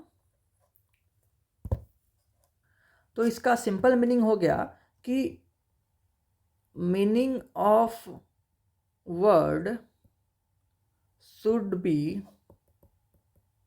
Interpreted in the context of the surrounding words. किसी भी वर्ड्स को इंटरप्रेट करने के लिए, उसका मतलब निकालने के लिए क्या करेंगे, हम उसके सराउंडिंग वर्ड्स को देखेंगे। अगर वर्ड का मतलब एसर्टेन करना है तो उसके सराउंडिंग वर्ड्स को देखिए, फिर आप दिमाग लगाइए, फिर आप उसके मतलब को समझने की कोशिश कीजिए। यही कह रहा है कि court must look at the words surrounding a term in order to understand its proper meaning. आप आइसोलेशन में नहीं देख सकते हैं, आइसोलेशन में क्या कर सकते हैं, नहीं देख सकते हैं। मान लीजिए एग्जाम्पल एक, अगर कोई लॉ है, फिर है एक लॉ है, वो क्या कह रहा है कि क्या कह रहा है, मान लो कि कह रहा है कि पार्क है is closed two cats, dogs and other animals. कि पार्क जो है वो बंद है, किसके लिए बंद है भाई, तो कैट्स के लिए, डॉग्स के लिए और अदर एनिमल्स के लिए। अब देखिए, अब यहाँ पे अदर एनिमल जो है वो इंटरप्रिटेशन के लिए सब्जेक्ट हो गया, क्योंकि अदर एनिमल में क्लियर नहीं किया हुआ अदर में कौन कौन सा आएगा। कैट्स और डॉग तो क्लियर है कि कैट्स और डॉग नहीं आएंगे, अदर एनिमल में कौन नहीं आएंगे। तो इस प्रिंसिपल को फॉलो करते हुए, नॉसिटर एसोसिस के प्रिंसिपल को फॉलो करते हुए कोर्ट क्या कहेगा कि अदर एनिमल में कौन आएगा, similar animals like cats and dogs. मतलब कि हम आइसोलेशन में नहीं देख सकते हैं अदर एनिमल को आइसोलेशन में देखेंगे तो हो सकता है कहेंगे कि बाघ आ जाएगा, शेर आ जाएगा, सब कुछ आ जाएगा, ठीक है, घोड़ा आ जाएगा। लेकिन यहाँ पे हम अगर पूरे सेंटेंस को पढ़ते हैं तो देख रहे हैं कि पहले कैट्स है, फिर डॉग्स है, फिर अदर एनिमल, यानी कि मतलब हम कैट्स डॉग्स पेट एनिमल्स की बात कर रहे हैं, ठीक है, यहाँ पेट्स की बात हो रही है। तो पूरे के पूरे सेंटेंस को हम पढ़ रहे हैं, पूरे के पूरे कंटेक्स्ट को देख रहे हैं, तो सिमिलर एनिमल्स का कंटेक्स्ट निकल कर आ रहा है, या अदर एनिमल्स का मतलब हो गया कि कैट्स डॉग्स के जैसे ही जो अदर पेट्स है उनकी बात हो रही है, ना कि जंगली जानवरों की बात हो रही है, हाथी घोड़ा और बाघ की बात नहीं हो रही है। तो यही कह रहा है कि आइसोलेशन में नहीं देखना है, उस सराउंडिंग वर्ड्स को कंसीडर करते हुए देखना है। डॉग्स कैट्स को कंसीडर करेंगे तो पता चल रहा है कि अदर एनिमल्स का क्या मतलब है। अदर एनिमल्स का मतलब एलिफेंट नहीं है, सिमिलर एनिमल्स हैं। आते हैं अगले प्रिंसिपल पे। ठीक है, अब आ जाइए 4 नंबर पे, बहुत इंपॉर्टेंट ये भी, इजस्टम जनरिस। सबने सुना होगा इसका नाम, जो नहीं सुने होंगे आप पढ़ लीजिए, लिख लीजिए। इसका मतलब होता है ऑफ द सेम काइंड। आइए इसको देखते हैं क्या मतलब होता है इसका। इजस्टम जनरिस बहुत इंपॉर्टेंट। इसका मतलब होता है ऑफ द सेम काइंड, मतलब एक ही तरह के, एक ही क्लास के, एक ही क्लास के, एक ही नेचर के, एक ही काइंड के, ठीक है। तो मान लो कि कोई लॉ है जो कि क्या है, उसमें कुछ स्पेसिफिक थिंग्स की बात की गई है, उसके बाद कुछ जनरल वर्ड्स हैं, उसके बाद कुछ जनरल वर्ड्स हैं। मीन्स किसी लॉ में कुछ स्पेसिफिक वर्ड्स या स्पेसिफिक थिंग्स हैं, and that is followed by some general words. अब फिर जनरल वर्ड्स आ गया तो इसका मतलब निकालना होगा, ये इंटरप्रिटेशन का सब्जेक्ट हो गया जनरल वर्ड जो है। अब कह रहा है कि जनरल वर्ड्स का मतलब कैसे निकालेंगे, तो वही कह रहा है कि जनरल वर्ड्स का मतलब हम निकालेंगे उसी तरह के का, किस तरह से, of the same kind, of the same kind. General words are interpreted to include only things of the same kind, only things of the same kind. उसी तरह के जो थिंग्स हैं, इसी तरह के जो थिंग्स हैं उसी को हम इंक्लूड करेंगे, जो कि स्पेसिफिक दिए हुए हैं, ठीक है। ऑफ द सेम काइंड, फिर से समझा रहा हूं मैं, कोई लॉ अगर कह रहा है कि किसी स्पेसिफिक थिंग्स को बात किया है, उसके बाद कुछ जनरल थिंग्स है, जनरल वर्ड्स हैं, तो जनरल वर्ड्स को इंटरप्रिटेशन इसी के कंटेक्स्ट में करेंगे, उसी स्पेसिफिक थिंग्स, क्योंकि उसी स्पेसिफिक थिंग्स को फॉलो कर रहा है तो उसी का मतलब हम समझेंगे, उसी के इर्द गिर्द समझेंगे। एग्जाम्पल दे रहे हैं, मान लो कि कह रहा है हाँ, मान लो कह रहा है कि no vehicle such as car, trucks and other vehicles are allowed in park. कह रहा है कि no vehicles such as cars, trucks and other vehicles are allowed in the park. तो अदर व्हीकल्स क्या हो गया, इंटरप्रिटेशन का सब्जेक्ट हो गया, इसका मतलब क्लियर नहीं है।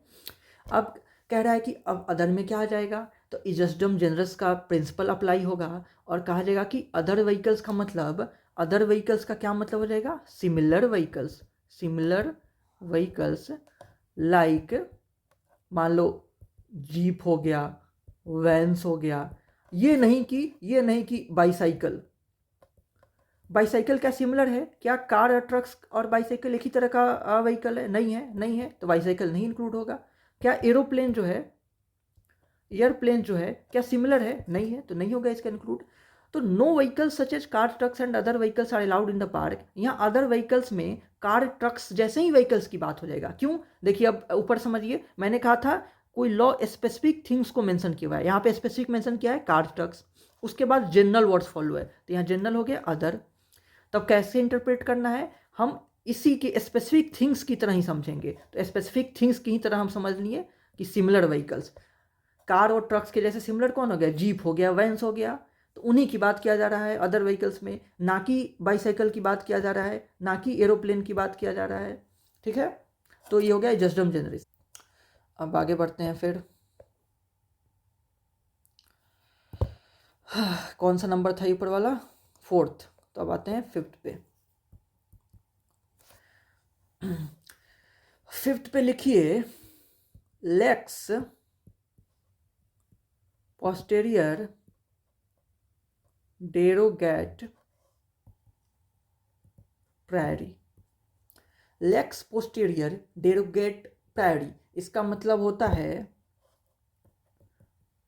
a later law repeals an earlier law to the extent of any inconsistency। ना मतलब से एकदम आपको साफ लग रहा होगा, लिखा हूँ कि अ लेटर लॉ मतलब बाद में पास हुआ लॉ, लेटर लॉ यानी बाद में 2025 में, 24 में, 23 में, 22 में पास हुआ law, repeals an earlier law, earlier law 1947 में, 48 में, 50 में, 55 में पास हुआ law, to the extent of inconsistency, in totality नहीं उसको इनवैलिडेट कर दे रहा है। मान लो कि दो लॉ में कन्फ्लिक्टिंग हो गया, ये लॉ नंबर 1 है, ये लॉ नंबर 2 है, इसके किसी एक प्रोविज़न में और इसके किसी एक प्रोविज़न में कन्फ्लिक्ट हो गया है।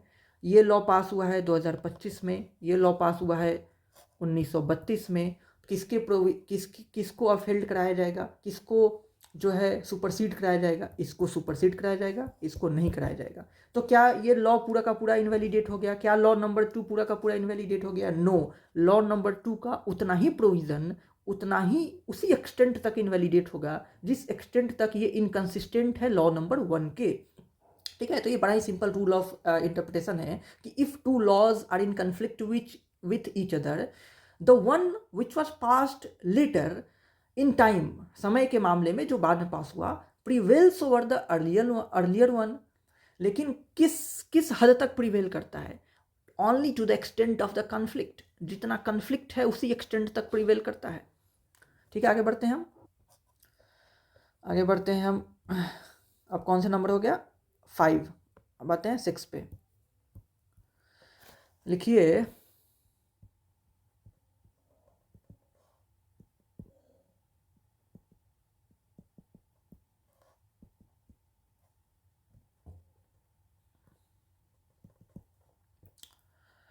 बड़ा ही आसान सा ही है भी।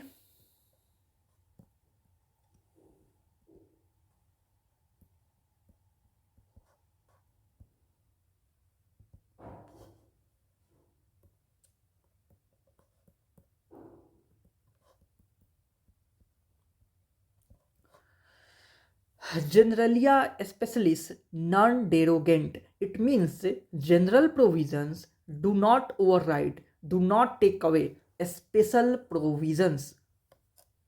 Do not override special provisions. ठीक है, बड़ा ही आसान है। बहुत बार मैंने पहले भी बताया हुआ है, जिन्होंने जो पहले से जुड़े हुए हैं, कि स्पेशल लॉ क्या होता है। Special law prevails over general law. हमेशा ही स्पेशल लॉ या even local law prevails over general law, क्योंकि वो स्पेशल लॉ बनाया गया है उस पार्टिकुलर डोमेन को डील करने के लिए। वो हमेशा ही प्रिवेल करेगा, सुपरसीड करेगा किसी जनरल लॉ में, किसी जनरल लॉ के ऊपर। जैसे कि बीएनएस जो हो गया वो एक जनरल लॉ हो गया, बीएनएसएस जो है वो एक जनरल लॉ हो गया। लेकिन जुवेनाइल जस्टिस एक्ट जो है वो स्पेशल लॉ हो गया। पॉक्सो जो है वो एक स्पेशल लॉ हो गया। तो मान लो कि पॉक्सो का प्रोविज़न और आईपीसी का प्रोविज़न, या आप कहें बीएनएस का प्रोविज़न कन्फ्लिक्ट में है, किसी एक ही मुद्दे पे कन्फ्लिक्ट में है, तो कौन प्रिवेल करेगा? पॉक्सो प्रिवेल करेगा। जेजे एक्ट का प्रोविज़न और आईपीसी का प्रोविज़न कन्फ्लिक्ट में है, या मान लो सीआरपीसी का, या आप कहें तो बीएनएसएस का प्रोविज़न, जेजे एक्ट का प्रोविज़न और बीएनएसएस का प्रोविज़न कन्फ्लिक्ट में है, तो कौन प्रिवेल करेगा? JJ act would prevail, because special law prevails over general laws. ठीक है, अब आगे बढ़ते हैं। 6 हो गया, अब 7th नंबर पे आते हैं। 7th नंबर पे लिखिए,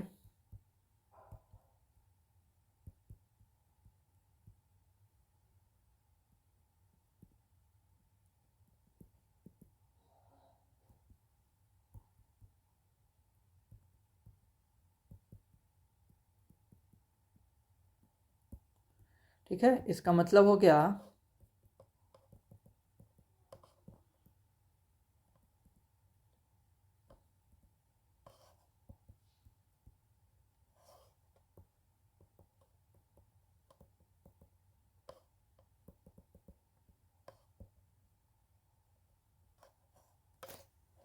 या इनेक्टेड इज द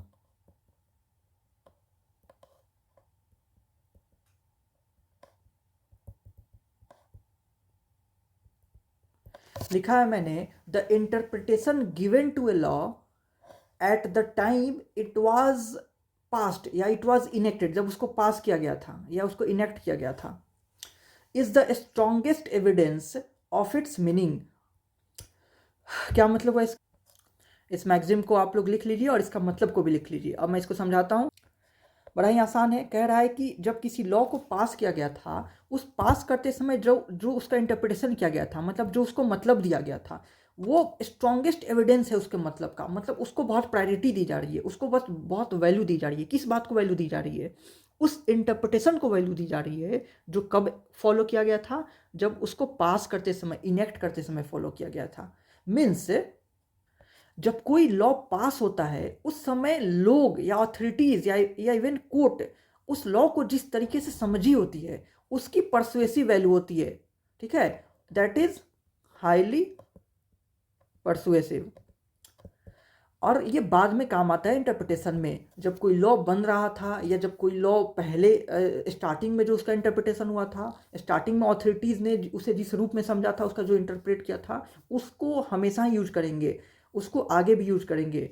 ठीक है, क्योंकि पास होते समय, इनेक्ट होते समय एक्चुअल उसका इंटेंशन, उसका लेजिस्लेचर उस समय पता चलता है उसको देखते समय कि क्या इंटेंशन ऑफ लेजिस्लेचर था, तो उसको हम अभी भी वैल्यू देंगे। ठीक है, अब बढ़ते हैं आगे, आते हैं कुछ टॉपिक डिस्कस करते हैं कुछ और। आप सभी को पता है, बड़ा ही संक्षेप में मैं एक दो टॉपिक और डिस्कस करता हूं जो कि इंपॉर्टेंट है एग्जाम के लिए, जिसपे क्वेश्चन आए भी हुए हैं सीयूटी में और आ भी सकते हैं। ठीक है, लिखिए internal aids to construction. Internal aids to construction, internal aids to construction, इसका मतलब क्या होता है? देखिए, इंटरनल एड्स वो टूल्स हैं, वो क्लूज हैं जो कि कहाँ पाए जाते हैं? They are found within the statutes itself. Statutes में ही पाए जाते हैं, लॉज में ही पाए जाते हैं, और ये हेल्प करते हैं कोर्ट्स को। किस चीज़ में? कोर्ट्स को इन इंटरप्रिटेशन में। तो इंटरनल एड्स जो हैं are found within the statutes itself and they play very important role in the interpretation of the provisions of that statutes. उसी स्टैट्यूट के प्रोविजन को इंटरप्रेट करते समय उनका बड़ा ही इंपॉर्टेंट रोल होता है। और वो जो है इवन इनका भी यूज हमेशा नहीं करते हैं। मान लो जो ऊपर के रूल्स हमने पढ़ा, ऊपर का जो हमने रूल्स पढ़ा, जो हमने प्राइमरी रूल्स पढ़ा इंटरप्रिटेशन का, उससे अगर एम्बिग्विटी दूर हो जा रही है तो उसको हम फॉलो करेंगे। ठीक है, उसको हम फॉलो करेंगे। लेकिन एम्बिग्विटी दूर नहीं हो पा रही है, लिटरल रूल से दूर नहीं हो पा रही है, प्राइमरी रूल से दूर नहीं हो पा रही है, देन जो है हम इंटरनल एड का सहायता लेंगे। उस स्टैट्यूट में जो इंटरनल एड्स हैं उसकी सहायता लेंगे इंटरप्रिटेशन करने के लिए। ये जो है आउटसाइड सोर्सेज पर रिलाई नहीं करते हैं, ये बताया मैंने, स्टैट्यूट के अंदर ही पाए जाते हैं। ये बहुत ही मदद करते हैं एम्बिगुअस वर्ड को समझने में, एम्बिग्विटी को दूर करने में मदद करते हैं। तो कुछ जो इंटरनल एड्स हैं मैं उनके बारे में बता देता हूँ। Some very common internal aids लिख लीजिएगा आप। पूछता है एग्जाम में, क्या पूछेगा which of the following is not internal aid. तो आपको समझ में आएगा, आपको पढ़ के देखना होगा कौन इंटरनल एड नहीं है। Which of the following is not external aid, तो पढ़ के देखना होगा कौन एक्सटर्नल एड नहीं है। ठीक है, तो आपको पता होना चाहिए कौन कौन इंटरनल एड है, कौन कौन नहीं है। तो इसमें आ जाता है शॉर्ट टाइटल, फिर आ जाता है प्रीएम्बल, लिखते जाइए आप लोग, लिखते जाइए, definition clause, headings, marginal notes, schedules, बहुत हो जाएगा। उसके बाद ये सब भी हो जाएगा, इलस्ट्रेशन जो होते हैं वो भी आ जाएगा इसमें। और क्या क्या होते हैं बेयर एक्ट में? बेयर एक्ट का सोचते रहिए, बेयर एक्ट में क्या क्या होता है सब लिखते जाना है। एक्सप्लेनेशन होता है बेयर एक्ट में, वो भी लिख देता हूँ। और क्या होता है? एक्सेप्शन भी होता है बेयर एक्ट में, वो भी लिख देता हूँ। और क्या होता है? प्रोवाइज़ो होता है, प्रोवाइज़ो लिख देता हूँ। और क्या होता है? सेक्शंस तो हैं ही भाई, सेक्शन, सब सेक्शन, ये सब तो हैं ही। क्लॉज, इसका स्पेलिंग गलत हो गया, सेक्शन, सब सेक्शन। तो ये सारी चीज़ हो गए। इनमें से अगर किसी चीज़ का सहायता लिया जा रहा है तो कहा जाएगा, क्या किया जा रहा है? इंटरनल एड लिया जा रहा है। Internal aid, internal aid to construction कहा जाता है। ये सब चीज़ उनमें आ जाता है। ठीक है, इंटरनल एड में आ जाता है ये सारी चीज़ें। कह रहा है कि सबसे पहले जैसे शॉर्ट टाइटल है, प्रीएम्बल है। शॉर्ट टाइटल से, प्रीएम्बल से क्या पता चलता है? पर्पस ऑफ द स्टैट्यूट पता चलता है, ऑब्जेक्ट ऑफ द स्टैट्यूट पता चलता है शॉर्ट टाइटल से, प्रीएम्बल से। डेफिनेशन क्लॉज से मीनिंग क्लियर होता है, टर्म्स का मतलब पता चलता है कि स्टैट्यूट में उस टर्म्स का क्या मतलब होगा, क्योंकि वो डिफाइन किया हुआ है। ये वो डेफिनेशन क्लॉज है। फिर हेडिंग है, मार्जिनल नोट है, वो भी गाइड करता है कि किस जो सेक्शन है उसका कंटेंट क्या है। वो सब वो मतलब स्टार्टिंग से ही पता चल जाता है, हेडिंग देख के ही पता चलता है कि इसमें किस चीज़ की बातें की गई होगी। फिर शेड्यूल्स है, शेड्यूल्स भी हेल्प करता है क्योंकि उसमें कुछ डिटेल चीज़ें दी गई रहती हैं, सप्लीमेंट का काम करता है। शेड्यूल जो है वो सप्लीमेंट का काम करता है। बाकी इलस्ट्रेशन तो आप जानते ही हैं कि किसी भी एम्बिग्यूटी को दूर करने के लिए ही तो इलस्ट्रेशन दिया जाता है, कोई कन्फ्यूजन ना हो। आप बीएनएस पढ़ेंगे, कॉन्ट्रैक्ट पढ़ेंगे तो इलस्ट्रेशन दिए रहते हैं, क्यों? ताकि आप उसका कोई गलत मतलब ना समझ ले, आपको इलस्ट्रेशन देकर के अच्छे से समझा दिया जाता है। तो वो तो इंटरप्रिटेशन में ही तो हेल्प कर रहा है। इलस्ट्रेशन, एक्सप्लेनेशन जो होते हैं इंटरप्रिटेशन में हेल्प करते हैं। एक्सप्लेन क्या रहता है, मतलब प्रोवाइजो जो होते हैं, एक्सेप्शन जो होते हैं, कि बताते हैं कि क्या लिमिटेशंस है उस प्रोविजंस के, क्या कंडीशंस है।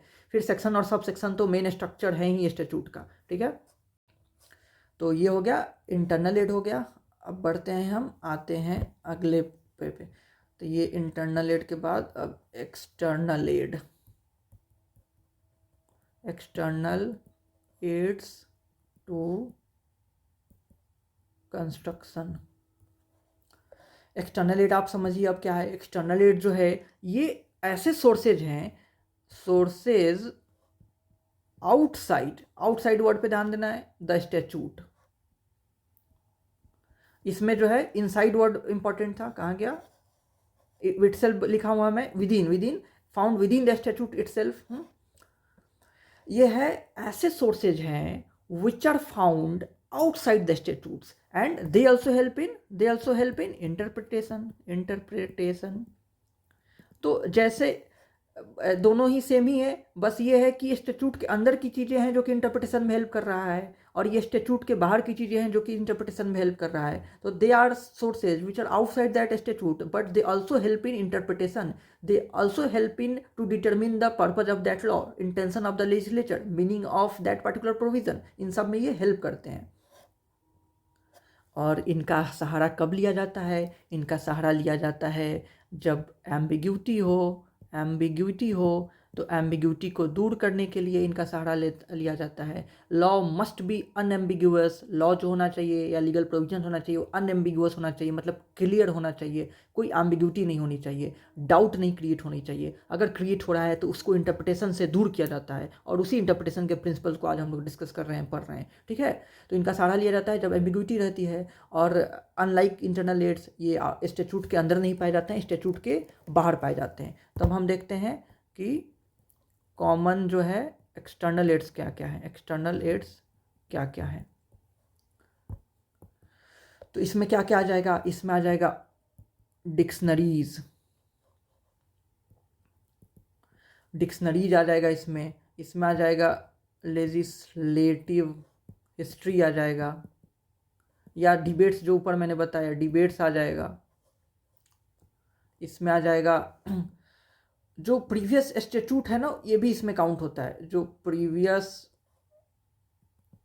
स्टैट्यूट्स हैं, मान लीजिए रिपील्ड ही हो चुका है, जो भी है ये भी काम आ सकता है, ठीक है। रिपोर्ट्स हो गया, जैसे कि लॉ कमीशन रिपोर्ट देता है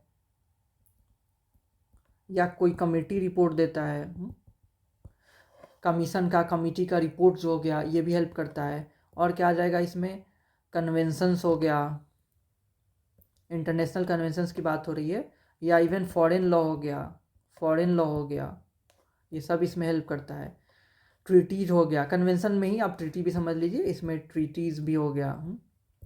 टेक्स्ट बुक हो गया, text book very very important, text book हो गया इसमें, या इवन जुडिशियल डिसीजंस हो गया, जुडिशियल डिसीजंस हो गया, ये सारे हेल्प करते हैं।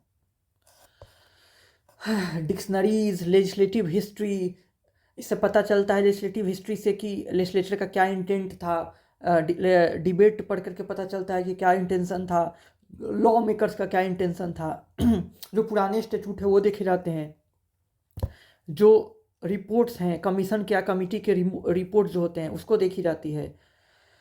कन्वेंशंस हो गए, ट्रीटीज़ हो गया, फॉरेन लॉ हो गया, उसका भी हेल्प लिया जा सकता है। जो जजमेंट्स है कोर्ट के, या टेक्स्ट बुक का हेल्प लिया जा सकता है। आपने कई बार देखा होगा जो जुडिशरी है, सुप्रीम कोर्ट, हाई कोर्ट जो है, कई बार किताब रिफ़र करती है। कोई जो स्टैंडर्ड बुक है वो भी जजमेंट में रिफ़र करता है, जजमेंट इंटरप्रिटेशन करते समय। तो ये रहा इंटरनल और एक्सटर्नल एड हो गया। अच्छा, एक चीज़ आप लोग को पता है कि नहीं, रूल अगेंस्ट रेट्रो एक्टिविटी, अगर नहीं पता है तो इसको भी आप लोग नोट कर लीजिएगा।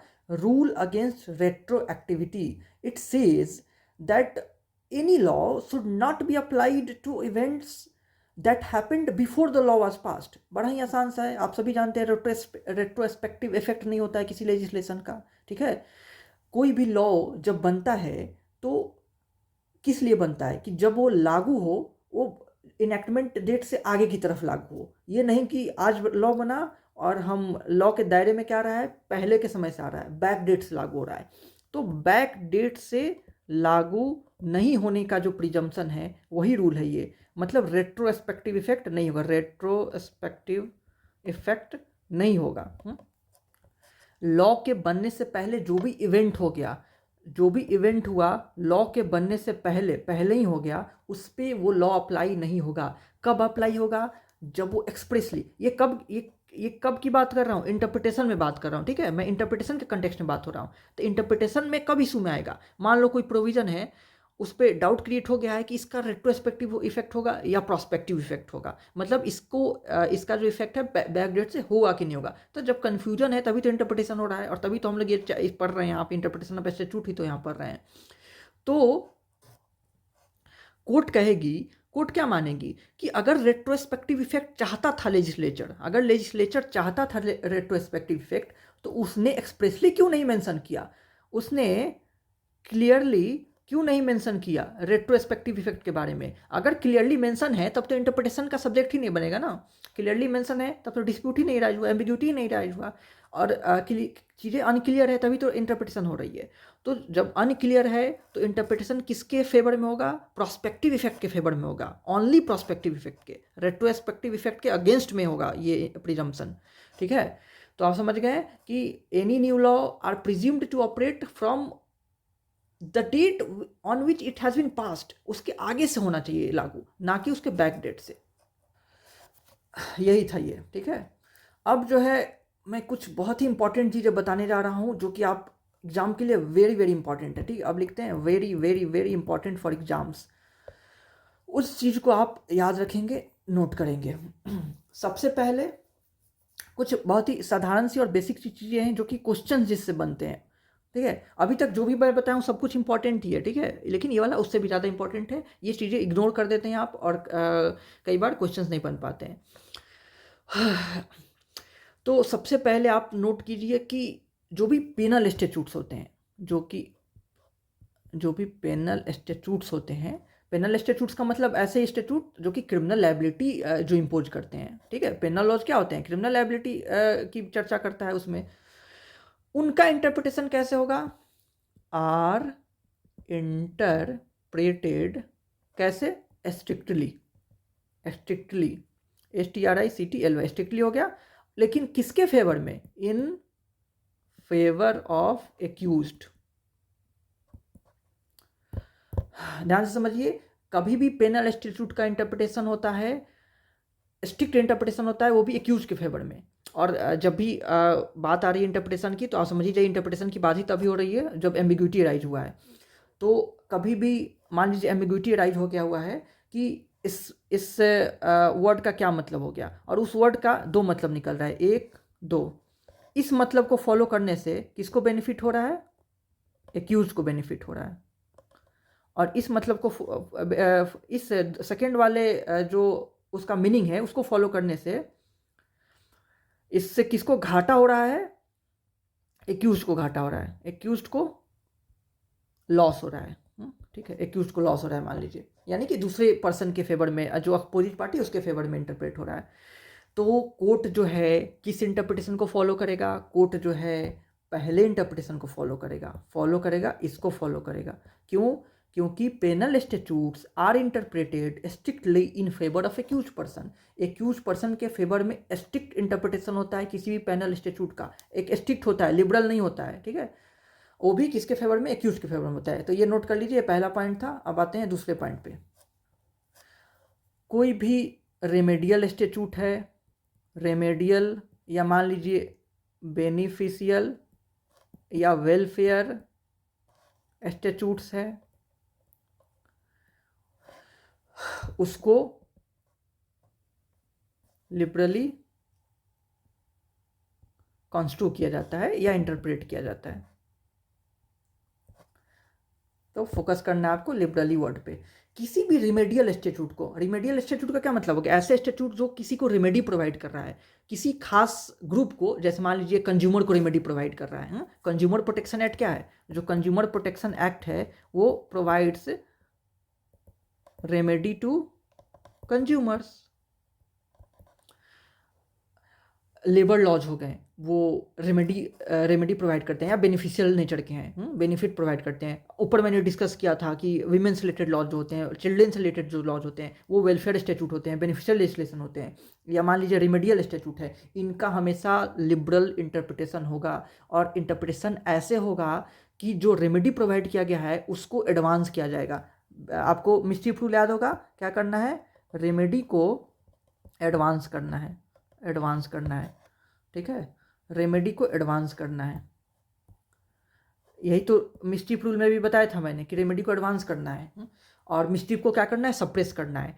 तो रेमेडियल इंस्टीट्यूट को भी इंटरप्रेट करते समय उस जो भी रेमेडी प्रोवाइड किया गया है उसमें उसको क्या करना है, एडवांस करना है, एडवांस करना है, ठीक है। आइए, ये दूसरा पॉइंट था। तीसरा पॉइंट, ये छोटे छोटे पॉइंट्स है लेकिन इस पे MCQ क्वेश्चंस खूब बनते हैं, इसीलिए मैं बता रहा हूँ आप लोगों को। मान लीजिए किसी वल्नरेबल ग्रुप को ही प्रोटेक्ट करने के लिए कोई स्टैट्यूट बना है, जैसे कि मान लीजिए SC/ST एक्ट ही है, SC/ST एक्ट हैं। तो SC/ST एक्ट जो है वो SC/ST कम्युनिटी के जो पर्सन है उनके अगेंस्ट जो क्राइम होते हैं उसको प्रिवेंट करने के लिए बना हुआ है। तो इसका इंटरप्रिटेशन, इसके बेनिफिशरी हो गए ना, ये बेनिफिशरी हो गए, SC/ST एक्ट के अंडर के बेनिफिशरी SC/ST कम्युनिटी के पर्सन्स हो गए। अब उनको ऐसे इंटरप्रिटेशन हमेशा किया जाएगा कि उनको बेनिफिट हो, और लिबरल इंटरप्रिटेशन किया जाएगा। कैसा, लिबरल इंटरप्रिटेशन किया जाएगा, स्ट्रिक्ट नहीं किया जाएगा। क्या करना है, पर्पज ये है कि बेनिफिशरीज को प्रोटेक्ट करना, purpose is to protect the beneficiaries, ठीक है। आते हैं यहाँ पे, अब ये 2 नंबर हुआ ना, अब 3 नंबर पे आते हैं। अब taxing statute, taxing statutes, taxing statute को कैसे इंटरप्रेट किया जाता है। टैक्सिंग स्टैट्यूट पहले करता क्या है आपको पता ही है, ये किस चीज़ पे करता है, हम पे टैक्स लगाता है, मतलब जनता पे, टैक्स पेयर पे टैक्स लगाता है, इनकम पे, प्रॉपर्टी पे, गुड्स पे टैक्स लगाया जाता है। टैक्सिंग स्टैट्यूट से टैक्स लगाया जाता है, ये सभी को पता है। तो इसका इंटरप्रिटेशन होता है, यहाँ लिख देता हूँ, आर इंटरप्रेटेड, इसको मिटा दीजिए। कैसे इसका इंटरप्रिटेशन होगा, स्ट्रिक्टली, स्ट्रिक्टली किसके अगेंस्ट में, अगेंस्ट द रेवेन्यू, यानी कि मतलब गवर्नमेंट, और किसके फेवर में होगा, and in favour of taxpayer, यानी कि SSC, ठीक है। ध्यान से देखिए, taxing statutes are interpreted strictly against the revenue के अगेंस्ट में, यानी कि गवर्नमेंट के अगेंस्ट में, and in favour of taxpayer, यानी कि SSC। तो सबसे पहले तो याद रखना, अगर क्वेश्चन पूछेगा कि टैक्सिंग इंस्टीट्यूट का कैसा इंटरप्रिटेशन होता है, तो आप जवाब देंगे स्ट्रिक्ट इंटरप्रिटेशन होता है। फिर कहेगा कि किसके अगेंस्ट में इंटरप्रेट होता है, ऑप्शन में देगा रेवेन्यू, रेवेन्यू दे देगा SSC। आप ये भी टर्म याद रखिएगा, रेवेन्यू, ठीक है, रेवेन्यू, इसको अच्छे से लिख देता हूँ, रेवेन्यू, ठीक है, क्योंकि हो सकता है गवर्नमेंट ना लिखा रहे तो रेवेन्यू से आप हो सकता है ना समझ पाए, तो रेवेन्यू गवर्नमेंट हो गया, और SSC जो हो गया टैक्स पेयर हो गया। टैक्स पेयर लिखे रहे तो सबको समझ में आ जाएगा, लेकिन SSC और रेवेन्यू टर्म को भी आप समझे रहिए कि इसका मतलब क्या होता है।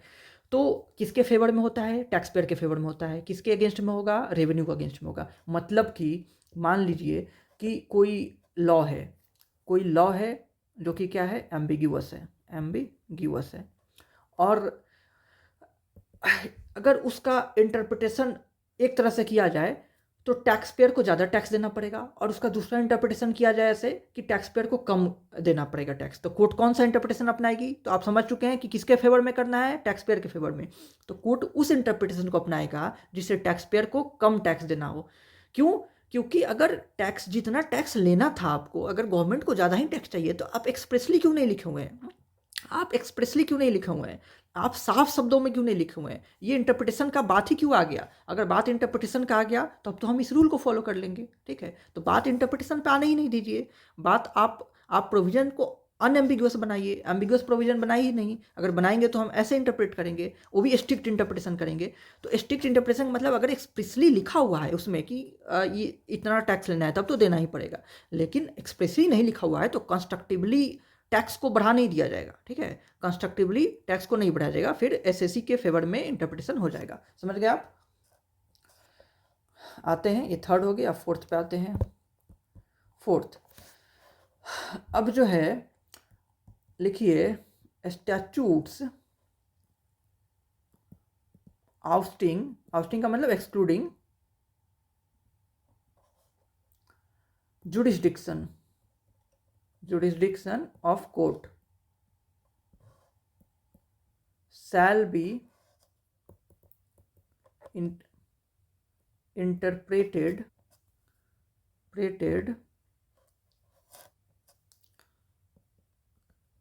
स्ट्रिक्टली, स्ट्रिक्ट इंटरप्रिटेशन होगा, ठीक है। कोई भी स्टैट्यूट अगर कोर्ट के जुरिस्डिक्शन को एक्सक्लूड कर रहा है तो उसका स्ट्रिक्ट इंटरप्रिटेशन होगा। कैसा होगा, स्ट्रिक्ट इंटरप्रिटेशन होगा, यानी कि ये कोर्ट खुद से प्रिज्यूम नहीं कर लेगा। हाई कोर्ट, सुप्रीम कोर्ट, जिसके पास भी इंटरप्रिटेशन का मुद्दा आया हुआ है, तो कोर्ट विल नॉट प्रिज्यूम कि स्टैट्यूट जो है वो जुरिस्डिक्शन को एक्सक्लूड कर रहा है। आपको जुरिस्डिक्शन से एक्सक्लूड करना है तो आप क्लियरली कीजिए ना। मान लो कोई लॉ है और कह रहा है कि सिविल कोर्ट का जुरिस्डिक्शन जो है एक्सक्लूड कर रहा है, तो क्लियरली लिखिए कि हाँ सिविल कोर्ट का जुरिस्डिक्शन एक्सक्लूड है। जैसा कि लिखा रहता है, आप कई सारे लॉ पढ़ते होंगे, उसमें लिखा ही रहता है कि सिविल कोर्ट का जुरिस्डिक्शन नहीं होगा, उसको ट्रिब्यूनल को दिया रहता है। जो स्पेशलाइज्ड ट्रिब्यूनल इस्टेब्लिश्ड हुए रहते हैं उसको दिया रहता है। तो आप साफ साफ शब्दों में लिख दीजिए कि सिविल कोर्ट का जुरिस्डिक्शन नहीं है। अगर आपने साफ शब्दों में नहीं लिखा है कि सिविल कोर्ट का जुरिस्डिक्शन एक्सक्लूड है और मुद्दा आ ही गया है, तो यहाँ पे स्ट्रिक्ट इंटरप्रिटेशन होगा और जुरिस्डिक्शन के फेवर में होगा, जुरिस्डिक्शन दिया जाएगा। ये नहीं कि जुरिस्डिक्शन से एक्सक्लूड कर दिया जाएगा। अगर जुरिस्डिक्शन से एक्सक्लूड करना है तो उसके लिए स्पेशली आपने साफ शब्दों में लिखा क्यों नहीं। कोर्ट फिर मान लेगा, कोर्ट क्या इंटरप्रेट कर देगा कि कोर्ट को जुरिस्डिक्शन है, कोर्ट केस देख सकता है, डील कर सकता है, ना कि नहीं डील कर सकता। अगर नहीं डील करना है तो आप अपने लेजिस्लेशन में साफ शब्दों में लिख दीजिए, नहीं तो हम स्ट्रिक्ट इंटरप्रिटेशन करेंगे, वो भी जुरिस्डिक्शन के फेवर में करेंगे। अगर आउस्टिंग, देखिए शब्दों से खेल सकता है, अगर लिखे कि जुरिस्डिक्शन के फेवर में किया जा रहा है, जुरिस्डिक्शन के फेवर में किया जा रहा है, तब तो आपको जुरिस्डिक्शन के फेवर में लिबरली इंटरप्रेट कर देना है, जुरिस्डिक्शन दे देना है। आउस्टिंग जुरिस्डिक्शन का अगर बात कर रहा है, जुरिस्डिक्शन से एक्सक्लूड करने की बात कर रहा है, तब न स्ट्रिक्ट इंटरप्रिटेशन हो रहा है, क्योंकि जुरिस्डिक्शन से एक्सक्लूड करने की बात साफ साफ लिखी हुई रहनी चाहिए, एकदम क्लियर मैनर में लिखी रहनी चाहिए, तभी एक्सक्लूड कर सकते हैं। लेकिन जुरिडिक्शन देने की बात तो नहीं भी लिखा है तो भी दे देगा, क्योंकि ये तो प्रिजम्पशन है ना, प्रिजम्पशन है कि कोर्ट का जुरिडिक्शन है। अगर उसके अगेंस्ट में कुछ करना है तो आप साफ साफ लिखिए, यही कह रहा है, ठीक है। तो आउस्टिंग की बात है तो स्ट्रिक्ट इंटरप्रिटेशन होगा, और जुरिडिक्शन देने की बात है तो लिबरल इंटरप्रिटेशन होगा। तो ये भी समझ गए आप। अब ये फोर्थ हो गया। चलिए एक और फिफ्थ, आखिरी, एक बड़ा ही आसान सा बात है लेकिन जान जाइए। मान लीजिए फंडामेंटल राइट्स या कॉन्स्टिट्यूशनल प्रोविजंस हैं, उसमें एम्बिग्विटी है, और कोर्ट के पास फिर दो ऑप्शन आया।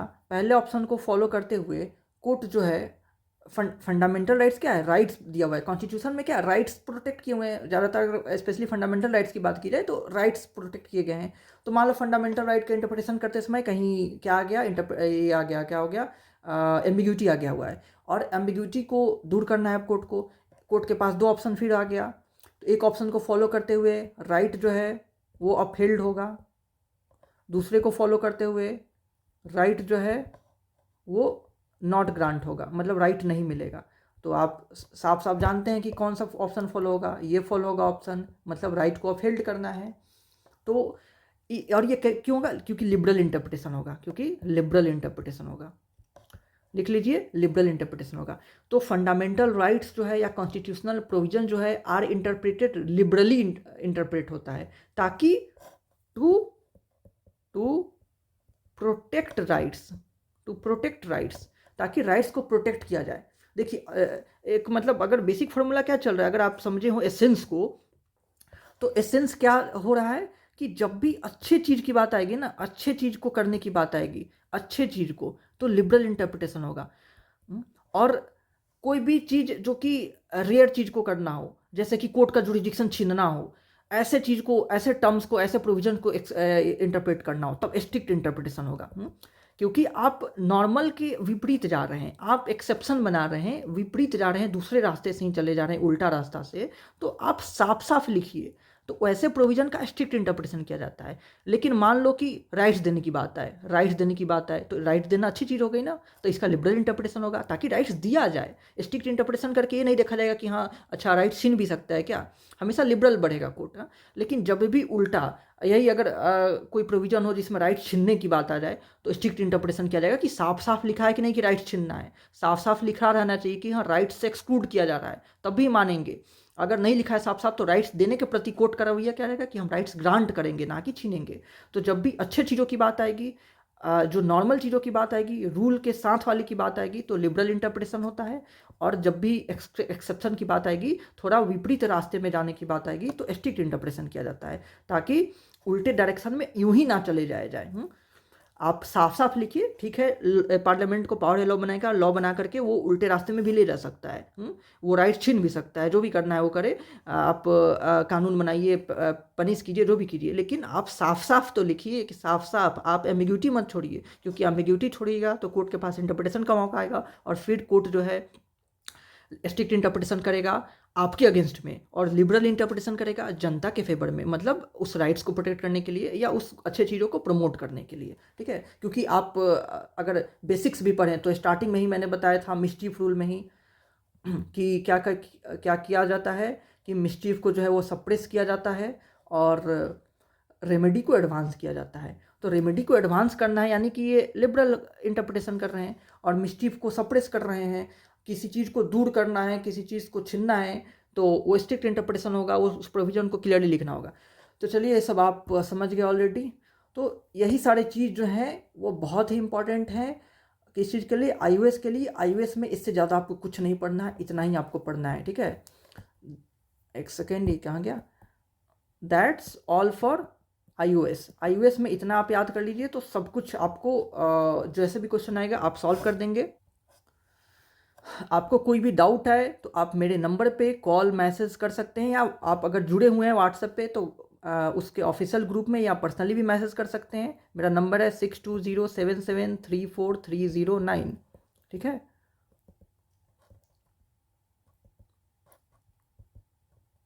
आप मैसेज कीजिएगा, आपके जो भी डाउट्स हैं उसको सॉल्व कर दिया जाएगा।